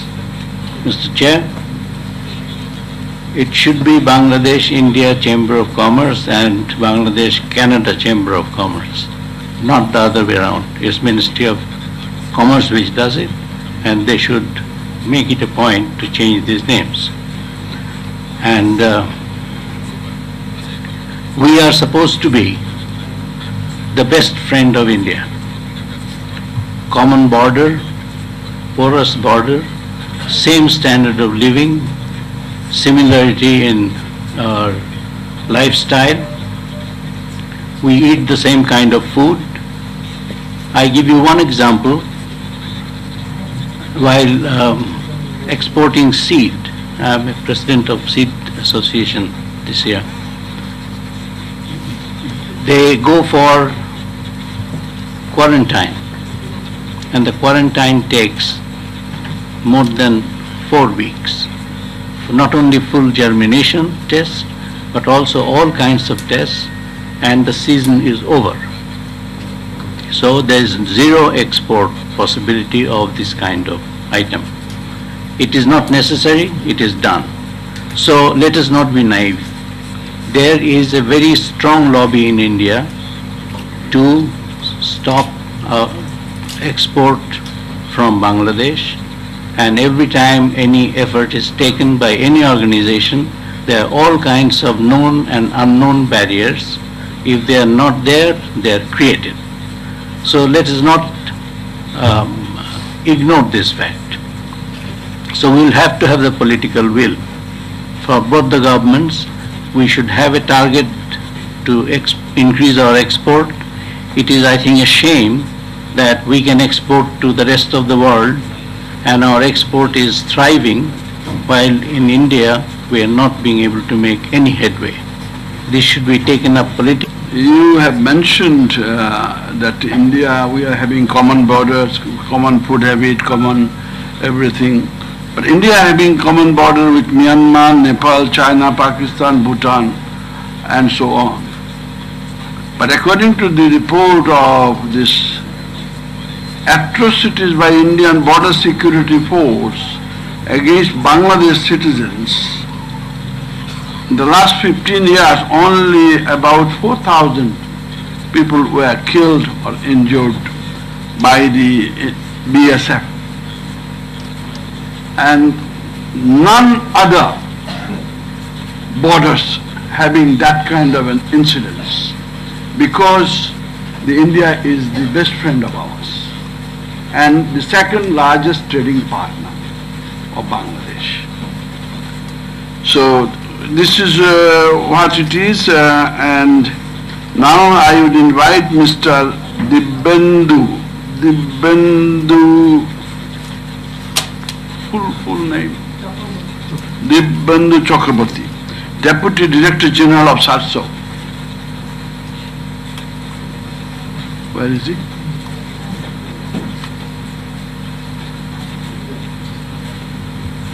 So I joined SARSO. I was working in India, so I joined SARSO on deputation around 2 months back. and this organization was set up, as has been told by my DG, in the April 2014, and since last 2 months we got a lot of initiatives. We have got our own setup here in Tejgaon industrial area, international bodies like IC, ISO and Codex. So sir, we are here to help you, and SAARC authority is a specialized body of SAARC. It is not a SAARC directly under SAARC, it's a specialized body, autonomous body of SAARC.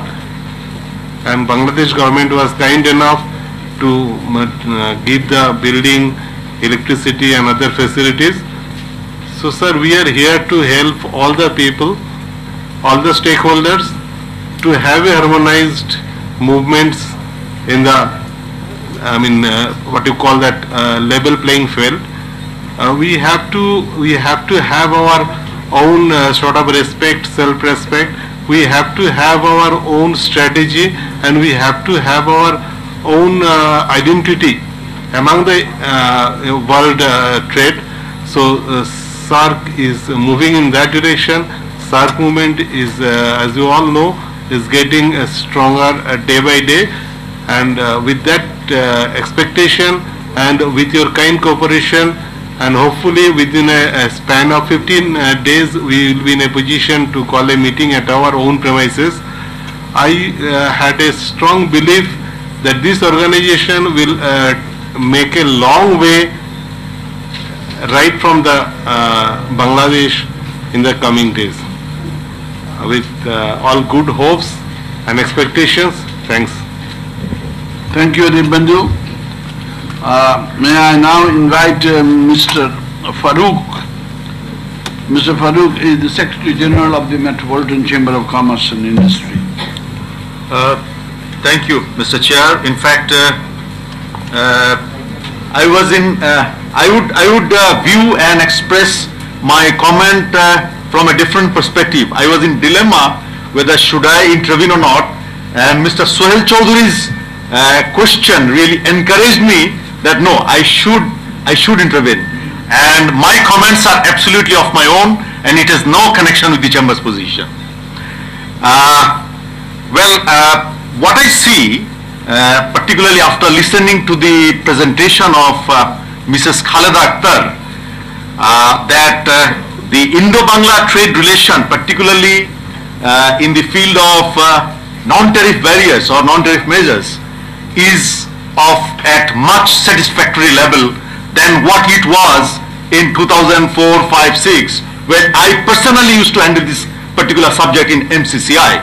Unfortunately, I am not dealing with the subject for last 5 years, but now I find that it's in much satisfactory level, though the macro issues remain same. Like if I see the list, testing requirements, certification, labeling, those are the same issues that we found in 2001, 2 or 5.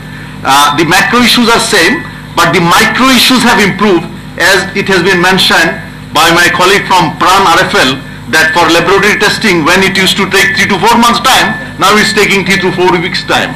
So the micro issues have improved from that aspect. Sir, about the export of 6 billion to Bangladesh from India, I don't think there is anything discouraging, because out of this 6 billion, 5 billions are of raw material which are being exported to USA and European market. So that's perfectly okay. And with the passage of time, when our export target goes to 50 billion in 2021, this export of India to Bangladesh would cross 10 billion. This is what is my intuitive assessment.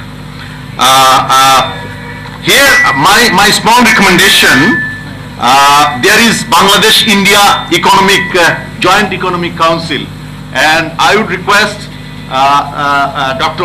Mr. Amitav Chakraborty that if the meeting could be more regular and frequent, and if the private sector can be invited as observers in those meetings, particularly it would have been more beneficial.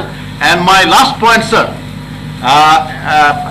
as mentioned by Mr. Sohail Chowdhury, this particular dialogue or discussion as it had been continuing, it should continue until and unless Bangladesh and India exist, because there are certain other requirements. This particular dialogue or discussion at various forums, it keeps us aware, it gets us refreshed about the whole thing. But the ground scenario, I tell you, is totally different, which due to paucity of time I will not explain now. On the ground level, it has its own style, and this particular dialogue at various forums, it has very limited impact on those. But however, these dialogues are also required, and the ground has its own reality. And when I used to deal with this particular subject, say 5 years back, I was advised by some of my top exporters, like Pran is one of the members, that please do not take the dialogue at a highest level or above certain level. It creates more problem for us to handle on the ground. Thank you, sir. You have a practical experience, but you don't own it. That's the problem we have. We almost always, because that what the Pran has explained to you. So to only handle and deal with the mid-level or the lower level officials with certain exchange and management, whatever, then you forget about all those agreements and non-agreements or the SPS, etc. Nevertheless, to cut it short, may I now call, I have two more gentlemen that I must give them the time, but may I request Shoaib Chaudhary to come later. Before that, I would invite Mr. Ghulam Muhammad Sarwar. Ghulam Muhammad Sarwar is the most pertinent person here. He is from Bangladesh. Thank you, sir. I am from Bir.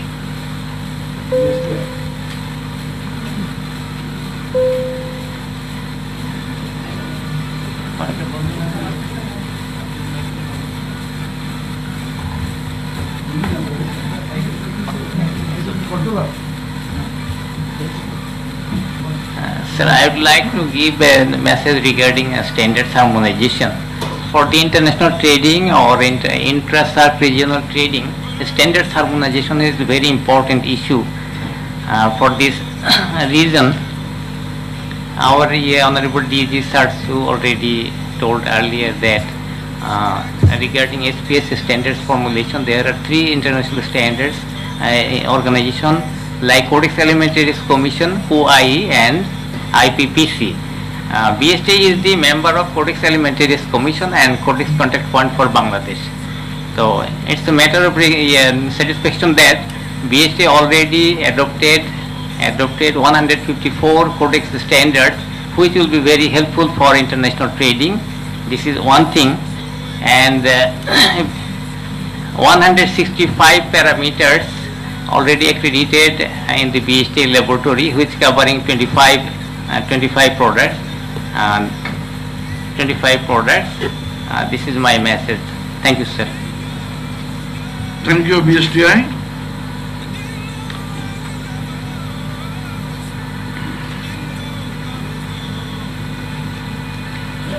Mr. Shoaib Chaudhary, Vice President, Dhaka Chamber of Commerce. Thank you, Chair. As far as international trade is concerned, in respect of agricultural products or agro-based products, one important issue is that called GAP, Good Agricultural Practice. On the international level, the topmost authority is called Global GAP, and in line of Global GAP, each country is implementing or establishing their own country GAP. And in Bangladesh, in this respect, the focal point is Ministry of Agriculture, and Ministry of Environment is also there with some other stakeholders. And we're also under the process of establishing Bangladesh GAP. This GAP is so important that it covers all aspects of agriculture, starting from the land preparation, then intercultural operations, irrigation, use of any other fertilizer, chemicals, then harvesting, transportation, packaging, everything. It's clearly been mentioned what requirements needed to be looked in while carrying out these processes. So once we achieve this gap, Bangladesh gap, if we establish it, then many non-tariff barriers, not only with India, with any other country, it will be resolved to a great extent, because it is, globally it's been accepted. So we must prioritize our attempt to achieve that. And as far as I know, for the last 2 years, still it is in under draft phase. With this dialogue, from this dialogue, I believe we can urge our government, particularly the Ministry of Agriculture, to speed up this process so that we can derive the benefit out of it. And another point, sir, my last one, as far as BSTI is concerned, Mr. Anisadullah already mentioned that, our BSTI is upgrading its standard with Indian support for quite a long time. And, as far as BSTI, they claim that, they achieved a lot in this. We also believe that BSTI has achieved tremendous growth in respect of certification, and many other countries also accepting that. So since we achieved this progress through Indian cooperation, I believe Bangladesh should get more priority from Indian side, because the Indian experts are here for quite a long time, and they put their knowledge and their expertise to improve our BSTI.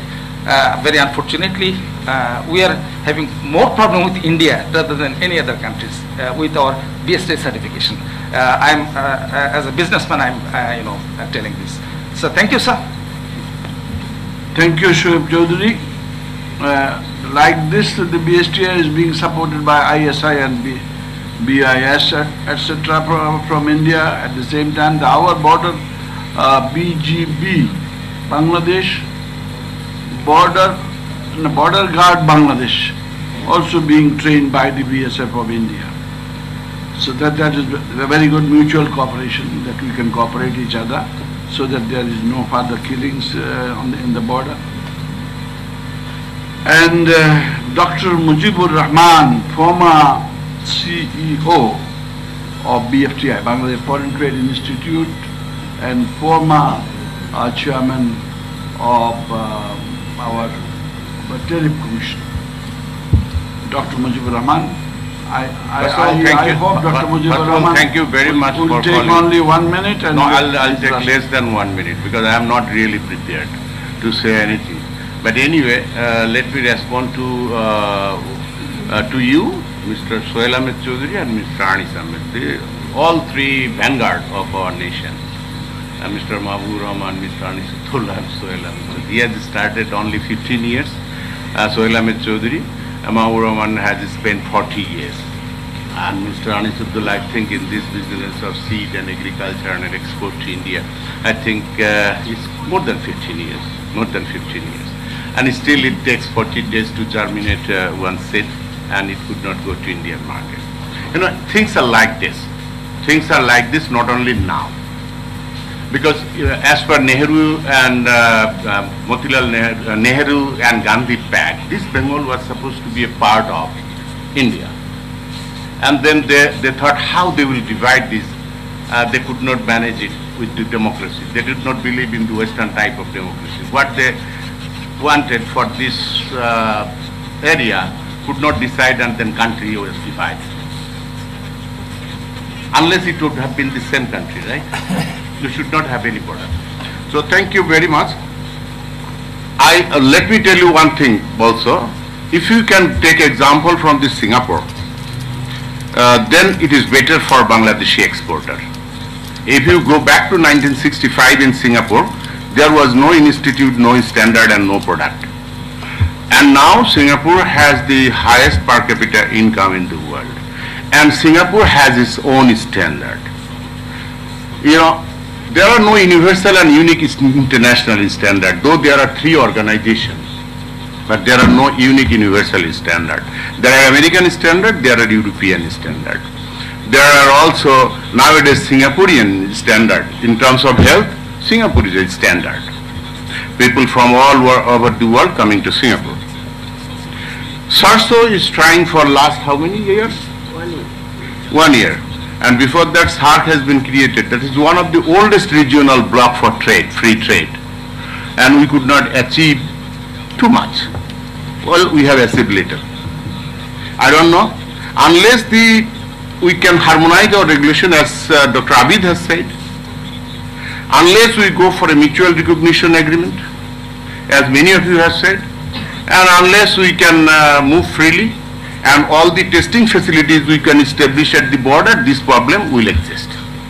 And finally, coming to Selim Raihan, it will be our own capacity that will actually command what we are going to do in terms of export and import and international trade, not only for India but also for many other countries. Thank you very much.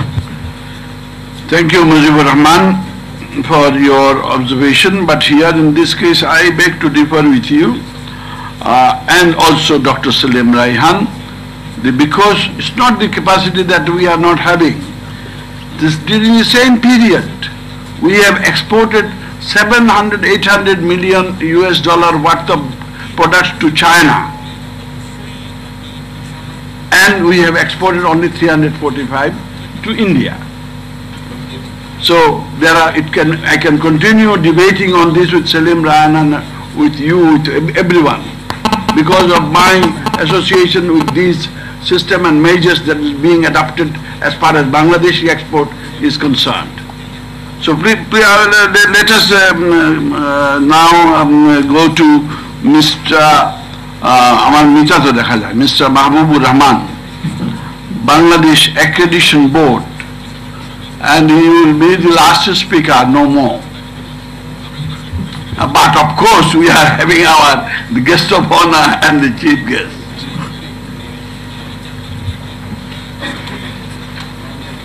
Bangladesh Accreditation Board conduct assessment for the declaration of their capacity using international standard.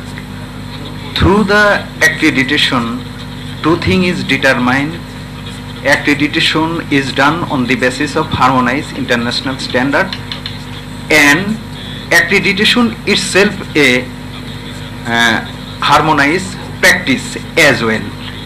Bangladesh Accreditation Board is a member of International Accreditation, Laboratory Accreditation Cooperation, and having MRA, Mutual Recognition Arrangement, with that organization. India NABL, Indian Accreditation Body, is also MRA signatory of International Accreditation Cooperation. Ideally, if any laboratory accredited by Bangladesh Accreditation Board issue a certificate, ideally it should be accepted. It should be accepted and treated as equal, not equivalent. Yeah, equivalent, not equal. In other countries. But the case is, what's the real scenario? Indian Accreditation Body, National Accreditation Body, NABL, accredited testing laboratories of BSTI for some parameters. But India's custom is not accepting their accredited laboratory certification. So I think that there should be a arrangement, or both the Ministry of both the government should sit to settle this issue, because both are having the MRA signatory with both Asia Specific Laboratory Accreditation Cooperation as well as International Accreditation Laboratory Cooperation. Because sometimes custom people response that they don't have any instruction from higher authority. Thank you, sir. Thank you very much, Bangladesh Accreditation Board, but I can only assure you, you won't be recognized until such time we see eye to eye. So, nevertheless, at this point of time, before I invite our guest of honor and the chief guest, I would invite our host, Executive Director, Professor Mustafizur Rahman, to say a few words. Thank you, Chair. I think it has been an incredibly rich and rewarding discussion. Obviously, our team has benefited tremendously from your inputs and insights. I'm really grateful on behalf of the CPD and also our collaborators that you have taken the time to share your experience, your knowledge, your insights with us. I think both the designated discussants and also the 15 plus participants from the floor, you have raised a number of issues. I think those will be food for thought as we revise our paper, and also they will provide inputs to us. I think the last point is also very important to see that whilst we have been taking up a number of initiatives, there is a disconnect between those who are taking those and those who are dealing on day-to-day basis on the border. I think that disconnect will also have to be addressed. But the core point is that a number of initiatives are being done, institutional initiatives to harmonize. There has been also mention has been made about initiatives in the area of accreditation, in the area of harmonization. I think that those initiatives are very important at the micro level, as it were. But in spite of those, some of the irritants still are there. Whether we call it non-tariff measures, becoming non-tariff barriers. So when we say that tariffs, we can say tariff barriers, we can say just tariffs.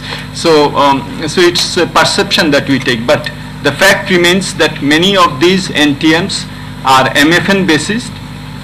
Many of these NTMs are not only for Bangladesh, it is for all the countries which are exporting to India.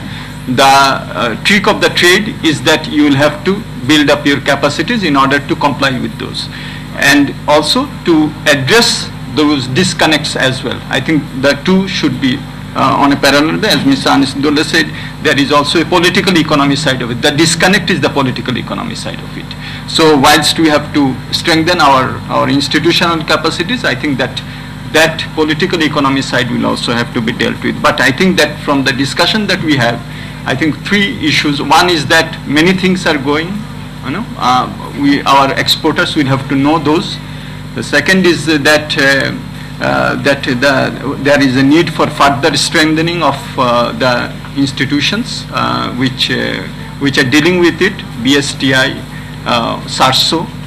And the third, our proposition that we have made, and Dr. Abid has also mentioned that one of the ways, and Salim also mentioned, one of the ways to go forward is whether in the context of a bilateral FTA, we don't have a bilateral FTA, and I don't think that at this point of time we need a bilateral FTA. We have got the zero tariff access, so there is no need for a bilateral FTA with India. But within the context of the SAFTA, if we can have a SPS agreement, which will then ensure the mutual recognition of our standardization and certification institution, accreditation institution. I think that is the message that has come forward. We have our media friends here, and they would like me to say a few words in Bangla. So with your permission, Chair. আজকে আমাদের সিপিডির যে প্রতিবেদন আমরা উপস্থাপন করেছি আমাদের একটি গবেষণার ভিত্তিতে, এবং আমাদের আজকের বিজ্ঞ আলোচকরা যে আলোচনা করেছেন সে আলোচনার ভিত্তিতে আমরা বাংলাদেশ ভারত বাণিজ্যিক যে দ্বিপাক্ষিক সম্পর্ক আছে এটাকে আরো কিভাবে গভীর করা যায় সে সম্বন্ধে সুনির্দিষ্ট কিছু প্রস্তাব আমরা পেয়েছি। ভারত বাংলাদেশের দ্বিতীয় বৃহত্তম বাণিজ্য সহযোগী দেশ। ভারত থেকে আমরা যা আমদানি করি অনেক কিছুই আমাদের রপ্তানিমুখী শিল্পে যায়। আবার ভারতেও আমরা রপ্তানি বৃদ্ধি করা শুরু করেছি, গত এক দশকে প্রায় 5 গুণ আমাদের রপ্তানি বেড়েছে। কিন্তু ভারতের এই সম্প্রসারণশীল বাজারে বাংলাদেশের যে রপ্তানি এটা ভারতের মোট আমদানির 1%-এর 10 ভাগের 1 ভাগ। আমরা মনে করি যে এই রপ্তানি বাংলাদেশ থেকে এটা আরো অনেক বৃদ্ধি করার সুযোগ আছে এবং ভারতের বাজারের এই রপ্তানির একটা গুরুত্বপূর্ণ দিক হলো যে এটা বাজার বৈচিত্র্যকরণ শুধু নয়, এটা পণ্য বৈচিত্র্যকরণের সুযোগ দিচ্ছে বাংলাদেশকে। তার কারণ হলো ভারতে আমাদের 1/5 হলো রেডিমেড গার্মেন্টস আর বাকি শতকরা 80 ভাগই হলো কিন্তু রেডিমেড গার্মেন্টস বহির্ভূত এবং এর মধ্যে একটা বড় অংশ হলো কৃষি পণ্য এবং কৃষি প্রক্রিয়াজাতকরণ যেসব পণ্য আমরা ভারতে রপ্তানি করছি। এই বাজারটিও ভারতে খুবই সম্প্রসারণশীল, কিন্তু এই বাজারে ঢুকতে যেয়ে আমাদের যেসব বাধা সম্মুখীন হতে হচ্ছে বা যেসব আমাদেরকে বিভিন্ন ইস্যু আমাদেরকে এখন অ্যাড্রেস করতে হচ্ছে সেটা নিয়ে আজকে আমরা আলোচনা করেছি। বিশেষত স্যানিটারি ফাইটোস্যানিটারি যেসব ভারতে যেসব আইন কানুন আছে সেগুলো কিভাবে আমরা সক্ষমতা বৃদ্ধির মাধ্যমে সেগুলোকে আমরা অ্যাড্রেস করে আমাদের রপ্তানি কিভাবে আমরা বাড়াতে পারি সে ব্যাপারে আজকে আমাদের আলোচনা হয়েছে। বেশ কয়েকটি দিক উঠে এসেছে। একটা হলো যে আমাদের প্রাতিষ্ঠানিক শক্তিশালীকরণ যে কার্যক্রমগুলি আছে, আমাদের বিএসটিআই আছে, এখানে আমাদের রিজিওনাল অর্গানাইজেশন হিসেবে সার্সো আছে, এগুলোর সক্ষমতা আরো বৃদ্ধি করতে হবে। আমাদের চলমান যেসব উদ্যোগ আছে সেই উদ্যোগগুলি যাতে রপ্তানিকারকরা জানতে পারেন এবং তাদেরও সক্ষমতা যাতে বৃদ্ধি করা যায় সেটা সম্বন্ধে আমরা আলোচনা করেছি। প্রমিতকরণ যাতে করা যায় স্ট্যান্ডার্ডসগুলোকে, যাতে করে আমাদেরগুলো ভারত গ্রহণ করতে পারে এবং ভারতেরগুলো আমরা গ্রহণ করতে পারি সেই ব্যাপারে আমাদের উদ্যোগ নিতে হবে। এবং সিপিডির প্রতিবেদন এবং আলোচনা থেকেও যেটা বেরিয়ে এসেছে সেটা হলো যে আমরা যদি একটা দ্বিপাক্ষিক একটা এসপিএস চুক্তি করতে পারি, সেটা দ্বিপাক্ষিক হতে পারে অথবা সার্কের যে ভিত্তিতে সাফটা যেটা আছে তার অন্তর্ভুক্তির তেও হতে পারে, সেটা যদি আমরা করতে পারি তাহলে আমাদের এই এসপিএস সম্পর্কিত যেসব আমাদের বিভিন্ন ধরনের ইস্যু আছে এটা আমরা সহজে সমাধান করতে পারবো। কিন্তু এটার জন্য আমাদের সক্ষমতা বৃদ্ধি করতে হবে। এটা যদি আমরা করতে পারি তাহলে ভারতের বাজারে আমাদের কৃষি এবং কৃষি প্রক্রিয়াজাত পণ্য যেগুলো আমরা রপ্তানি করছি সেগুলো আমরা আরো দ্রুত এবং আরো বেশিভাবে আমরা রপ্তানি করতে পারবো। এখানে আরেকটি যেটা ব্যাপার উঠে এসেছে যে একটা আমরা দেখেছি যে অনেক সময় যখন নাকি সরকারি পর্যায়ে বিভিন্ন প্রতিষ্ঠান তারা একে অন্যের মান তারা গ্রহণ করলেও বর্ডার পয়েন্টে যখন কাস্টমস যখন ডিল করেন তখন দেখা যায় যে কাস্টমসরা সেটা অনেক সময় সেটা মানতে চান না। সেটার জন্য আমাদের মনে হয় যে দ্বিপাক্ষিকভাবে আলাপ আলোচনা করা উচিত এবং আমরা যদি একটা যে এসপিএস এগ্রিমেন্ট যদি করতে পারি তাহলেও সেটার একটা সমাধান হতে পারে। সুতরাং আজকের এই আলোচনার ভিত্তিতে আমরা যে সুপারিশমালাগুলো আমরা প্রণয়ন করব সেটা আমরা সরকারের কাছেও দেব। এখানে আমাদের মিনিস্ট্রি অফ কমার্সের এডিশনাল সেক্রেটারিও আছেন এবং অন্যরাও আছেন। আমরা তাদের মাধ্যমে এগুলো তুলে ধরব এবং এই সুযোগে আমাদের সাথে যারা সহযোগিতা করেছেন তাদেরকেও আমি ধন্যবাদ জানাচ্ছি। Thank you. Thank you very much. Thank you Professor Mustafizur Rahman. Before I invite our guest of honor, I would like to have a clarification from the observation made by Farooq. Out of our export of more than $6 billion from India, 5 import and $5 billion are being converted into exportables to other countries. Is there any study by MCCI on this? Sir, I do not have a specific study, but then if you want, I can give you the detailed figures later on. Definitely I would be, because I would like to differ 100% with you that out of the $6 billion import from India, $5 billion is converted into exportables to export to other countries. Around 5. No, I think that Chair, can I clarify? I think Farooq's spirit of observation was that a large part, it's not 5 billion, but a large part of the import goes to our export-oriented industry. And I must say that we have a large bilateral deficit with India helps us to have a $4.5 billion surplus with the United States. Yeah. So that is the point. But the figures maybe. But I would also like to say that even if it is not going to export-oriented industry, even if it is going to, for example, consumption goods, for imported items, I think that also helps. If I can get at lower price from India for consumption, that is also helpful. If my producers of domestic industries, they can access Indian items at lower cost, they remain competitive in the domestic market. I think that is also important. As far as import from India, $6 billion, I have no objection whatsoever. We can import $10 billion, depending on our requirement at a competitive price. No objection at all. Only thing is that we should have equal right to and equal market access to the Indian market, whether we produce such goods or we do not produce such goods. If we have the market, we will produce those. There is no problem in it. And we have the capacity to produce those. We have proven it to other markets. We are having this kind of an imbalance as far as Indian market is concerned for a very, very long time. So whether it is, as Musabiz has added, that there is no problem. Whether it is value addition to our export to other countries, whether it is for our own consumption, whether it is our raw materials at home, this is all fine. There is no objection to it. But only thing is this, that we want a level playing field. The level playing field that we have been saying, but never getting it. It is too bumpy. It is too bumpy. Sir, if I have 30 seconds. Yeah, 30 seconds allowed. Sir, thank you, sir. What you have said, sir, you are very right. But this has a different dynamics. We can have a debate. Sir, Bangladesh has trade imbalance with Bhutan. Bhutan has trade balance in its favor than Bangladesh for last several decades. So that's a different issue altogether. We can have a debate or discussion and I can learn from you, sir, later on. Thank you. Can I say a single sentence, Mr. Chair? Bhutan has such a limited population. That is the main factor why we can't export more. Otherwise, what is that, melamine products, we are the dominant player there, maybe even ready-made garments. But their population is so small, they can't import more. Thank you, Mr. Chaudhary. Farooq also, no debate.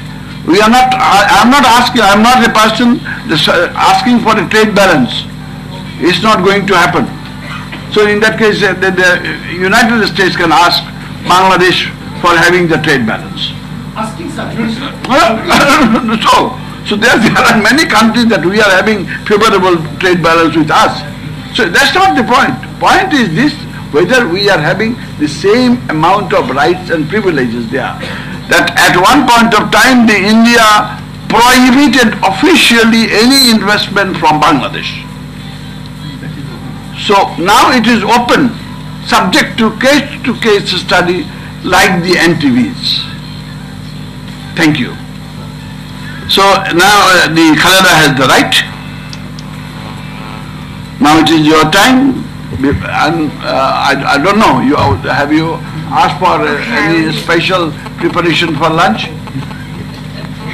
Yeah. Thank you very much, sir. I won't take much time. I just wanted to, highlight some of the points which I think I need to confirm it again, because our study deals with the SPS measures which affect trade adversely. We didn't consider the SPS measures which do not affect the trade badly, because we found that there are lots of requirements for the fish, both for fish export and import, but we didn't take it as a barrier, because the exporters or importers said that it didn't affect the trade much. And another thing is that we believe that SPS measures are valid. Both countries, they require some kind of testing and certification issues, but whether they are put in place in a way so that it's affecting the trade, that was our concern. And another important point is that we didn't only consider our export to the Indian market, we also consider the Indian export to our market, and we have also found that there are lots of problems related to the testing and other issues as well. Pran has mentioned, the representative from Pran has mentioned that they have to go to some other area for lab testing, for example this Burimari Changra Bandha port, but from Indian side also they have to come to Dhaka, and the Department of Agricultural Extension, they do not have regional branch in many division in Bangladesh. So our study actually tried to accumulate or highlight all the SPS measures which are hampering the overall trade for the both countries, not only the export or the import as well. And the CVD issue was mentioned, and Abhitsa rightly pointed out that it's a trade neutral measure, but in practical, I think we have found that the exporters actually told us that several times this Indian importer trying to impose the cost on the exporter. So that's why they are trying to flag the issue, even though CVD is a trade neutral thing. And yeah, that's all from now at this moment from me. Thank you very much. Thank you, Khalida. So now it is time for us to invite the guest of honor. Our today's guest of honor is Humayun Rashid, is the officiating president of the Dhaka Chamber of Commerce and Industry. Mr. Humayun Rashid. Thank you, Chair. Assalamu alaikum, Shubha Navabarsha. From the DCCI, we think that this is a sort of opportunity for the 4,000 members of DCCI, those who are in the SME sectors. So this is an opportunity that Pran today is facing, or some other exporters from Bangladesh are facing. Exporting to one of the largest market is India. Tomorrow there will be China. So that this regional market is coming up. So we are working last 40 years for changing the policy. DCCI is heavily involved on changing or advocacy of the policies. So next 40 years there's an opportunity. If we change, if we can bring the changes, or if both countries can address all these problems, and I believe that the opportunity is next 40 years or more or beyond. I'd like to thank CPD for inviting DCCI. I like to thank everybody. Really, I appreciate that there is a lot of things discussed today, and a lot of things has been addressed, which is a learning process to bring the changes for this country, especially for the SMEs. I personally want to just share one thing. My organizations manufacture transformers and we export to India, that is dairy free, and we pay the testing fees, which is probably the right double than an Indian company pays, to CPRI, Central Power Research Institute in Bangalore. That's the way there is a non-tariff barrier is coming, but we want to address that in future. That will be, I believe that will be addressed. Another thing, that the utilities buy the transformers, and the utilities always mention that the product must be made in India. So that made in Bangladesh product is not acceptable in the utilities in India. That's the challenge we are facing today. But I'm optimistic. I believe that these are the problem have not generated in last 1-2 years. It has been generated decades and decades. And the thing is, if we can address these things, there is a lot of opportunity cross-border, doing a lot of business, and both countries can create more jobs, more employment opportunity, so that business opportunity is coming. And from these discussions, this dialogue, I strongly believe there's a lot of things has been addressed properly, and this is the way Dhaka Chamber can get more educations. And I strongly believe that bilateral cooperation is required, and that will help generating the more healthy business. And I appreciate for inviting me, and thank you very much, and you have a nice day. Thank you. Assalamu alaikum. Thank you very, very much. Let me now call upon our chief guest, Mr.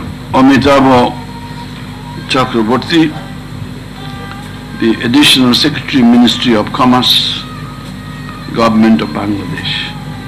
Mr. Amitabh Chakraborty. Thank you, sir. Chair of this session, Mr. Mahbub Rahman, President, International Chamber of Commerce, Bangladesh. Guest of honor, Mr. Humayun Rashid, Acting President, Dhaka Chamber of Commerce and Industry. Professor Mustafizur Rahman, Executive Director, Center for Policy Dialogue. Keynote presenter, distinguished discussant, and dear participants, ladies and gentlemen. First of all, let me put on record my deep appreciation of this very timely and relevant initiative of the CPD to organize a discussion on an issue which is of critical importance to Bangladesh. I would also like to thank those who have collaborated in this study, and especially CPD for inviting Minister of Commerce to this discussion. The research undertaken by the CPD and the keynote presentation by Khaleda Akhtar highlighted the need for addressing a problem which Ministry and our government are also trying to deal with in order to enhance our exports to India. The suggestions put forward in the paper to resolve the long-standing issue relating to SPS measures in our trade with India are very important. This research and the recommendations will be very helpful for our ministry. I would like to sincerely thank CPD and those who have collaborated with this research for sharing their ideas and for coming up with concrete suggestions. Now let me just elaborate, if Chair can give me 3 to 4 minutes time to share some of my thoughts. Already most of the discussion to discussed in various ways. Why trade is very important with India for us. My understanding is that it is the second import sources for Bangladesh. I don't like to any debate that what product we import, but we import, and it's the second largest source. This is number one. We import, essential commodities, for food items, commodity items, capital machineries, and raw materials. This is number one. And our bilateral trade is increasing. It is true. Already Dr. Mustafa mentioned. Just I quote one example. In 2014-15, the latest figure, that is July to February, we have a 37% growth. It is on record. Our export to India is 335 million, July to February. And last year, 2013-14, our export was 456 million. It is 456. And our import is more than 6 billion. Actually, it was 6034 million. So in July, February, it was 37% growth. This is on record. I am quoting the source of Export Promotion Bureau and Bangladesh Bank. Secondly, India is providing us duty-free, quota-free market access. We know from 2012. But our export is not expanding significantly. Now, we have discussed, is it the only problem of the SPS? Or NTBs, non-tariff barriers, or whatever we say. My understanding is that, maybe Chair might differ with me, he has all the right. He is a guru in this field, of course. It is the capacity building of the exporter.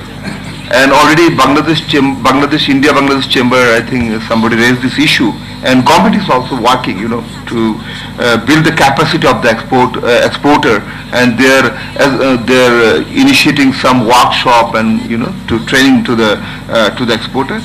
Second thing is the strengthening the testing institute. This is also very important, And another thing is the awareness. Even we don't know, forget about it. In addition to India, we don't know that what is the sanitary phytosanitary requirements to other destination, other exporting countries. We are not very aware of it. And major important element is, according to me, is that coordination. Because in Bangladesh, when we deal with the SPS measures, 25 organization is related. So it is very important to fix up the focal point, because there is a notification from agriculture extension. We have to collect it and to make a coordination. It's really a difficult factor. Another important things we already discussed is the product diversification. We have only one man show, it is the RMG we know, and our export concentration is the export destination. We have two export destinations. One is the European Union and another one is the America. And our export products is one, it is the RMG, which constitute 92% of our total export. But in the case of India, it is a bit different, because already we have learned that our 80% of our export are from the non-RMG, but Selim Rayhan also mentioned that RMG now is increasing, it is true. But the matter is that if a non-RMG is there, so phytosanitary, this measure, sanitary and phytosanitary measures is very important, and we have to carefully look into it. In the WTO, we know there is an agreement. It is very important. It is the sanitary phytosanitary agreement, and it came into the force in 1st January 1st January 1995. I know some of you know, but basic thing of the SPS agreement, this is the base agreement, what we have discussing in the sanitary phytosanitaries. It is the must. It is, every country, I'm quoting the agreement, every country, each country, the right to impose and maintain SPS measures. It is their right. But the measures, there is some question. It must be justified by scientific principles and evidence, must be based on international standard. If a country, I cannot impose my standard. It should be international standard, and cannot be applied discriminately, and cannot be aimed at creating obstacle to trade, and can be applied only up to the extent necessary for protecting human, animal, plant health and life. So this is the main elements of the SPS agreement. So, I would like to stop here. Just two points I like to add. One is that SARSO, I think South Asia Regional Standard Organization, is working, and they can play, I think that they can play an important role in developing harmonized standard for the entire SAARC region. And another thing is that already Dr. Mustafa has already mentioned that we have taken some initiative, and also we are negotiating with India. It is not that already my sir Solam Shah already mentioned that it is started long time ago. But one thing is that we have solved one issue, but the diversity. I'm telling that way. Another new issue is opening. So again we have to face this problem. So we have to face this problem. It is not the problem. It is not with India. It is with all the countries. And also similarly, they are also facing the same problem.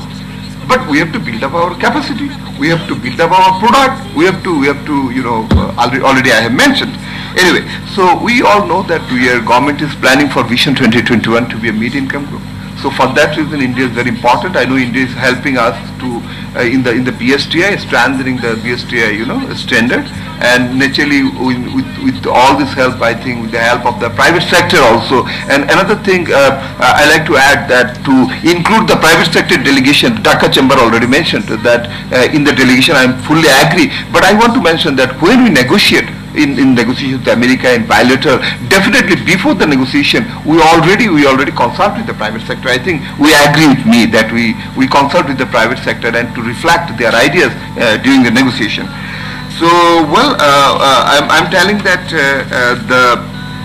I'm happy to note that today's keynote and the discussion by informed experts and practitioners have thrown important insights in addressing SPS concerns in Bangladesh-India trade. The study has given us many useful ideas and come up with concrete suggestions in this regard. The recommendation put forward in the study and by the participant will help the Ministry of Commerce in identifying workable solution to the SPS-related concern existing in our bilateral trade with India. So I know that government is not doing the business, government is the facilitator. So government is working with the advice of the think tankers, especially the private sector. So I would like to once again thank CPD and you and the audience for your contribution to today's discussion. Thank you very much. Thanks. Thank you very much, Amitabh Chakraborty. আমার মনে হয় আমরা অনেক কিছু আলোচনা করেছি। At this point of time and in between I have also intervened and given my comments, not necessarily, those are not the comments of CPD, those are not the comment of it is individual, not of the ICC, and individually I have mentioned a few points where you may agree, you may not agree, but those are the experience that I have gathered over the last 50 years of my association with the trade bodies and the business dialogues around here. But nevertheless, I would like to say thank you very, very much. Each one of you who has taken the patience to be with us for this whole morning, and particularly the Khaleda made a good representation, and also their CPD's counterpart in India, their support and cooperation in this case is very, very important. And I would also take this opportunity to request the BSTI and also the BFTI, both of them, to kindly look into these areas where this situation can be eased further in the event of we grow our business with India. But nevertheless, I would appreciate the CPD has been working on the economic cooperation between India and Bangladesh. No, they have been working for the entire country and researching on the areas where we are having difficulties on economic issues. And they are helping the government, and particularly Ministry of Commerce has been the focal point for CPD in order to bring about a change in the areas where it is needed, more particularly in the foreign trade and as far as WTO is concerned, and all regulations and all other issues. And I would like to say thank you, CPD, for all your help to the business community, for your help, and you will continue to do so. Thank you very much, each one of you, for joining today's dialogue, and we look forward to see you again. Thank you.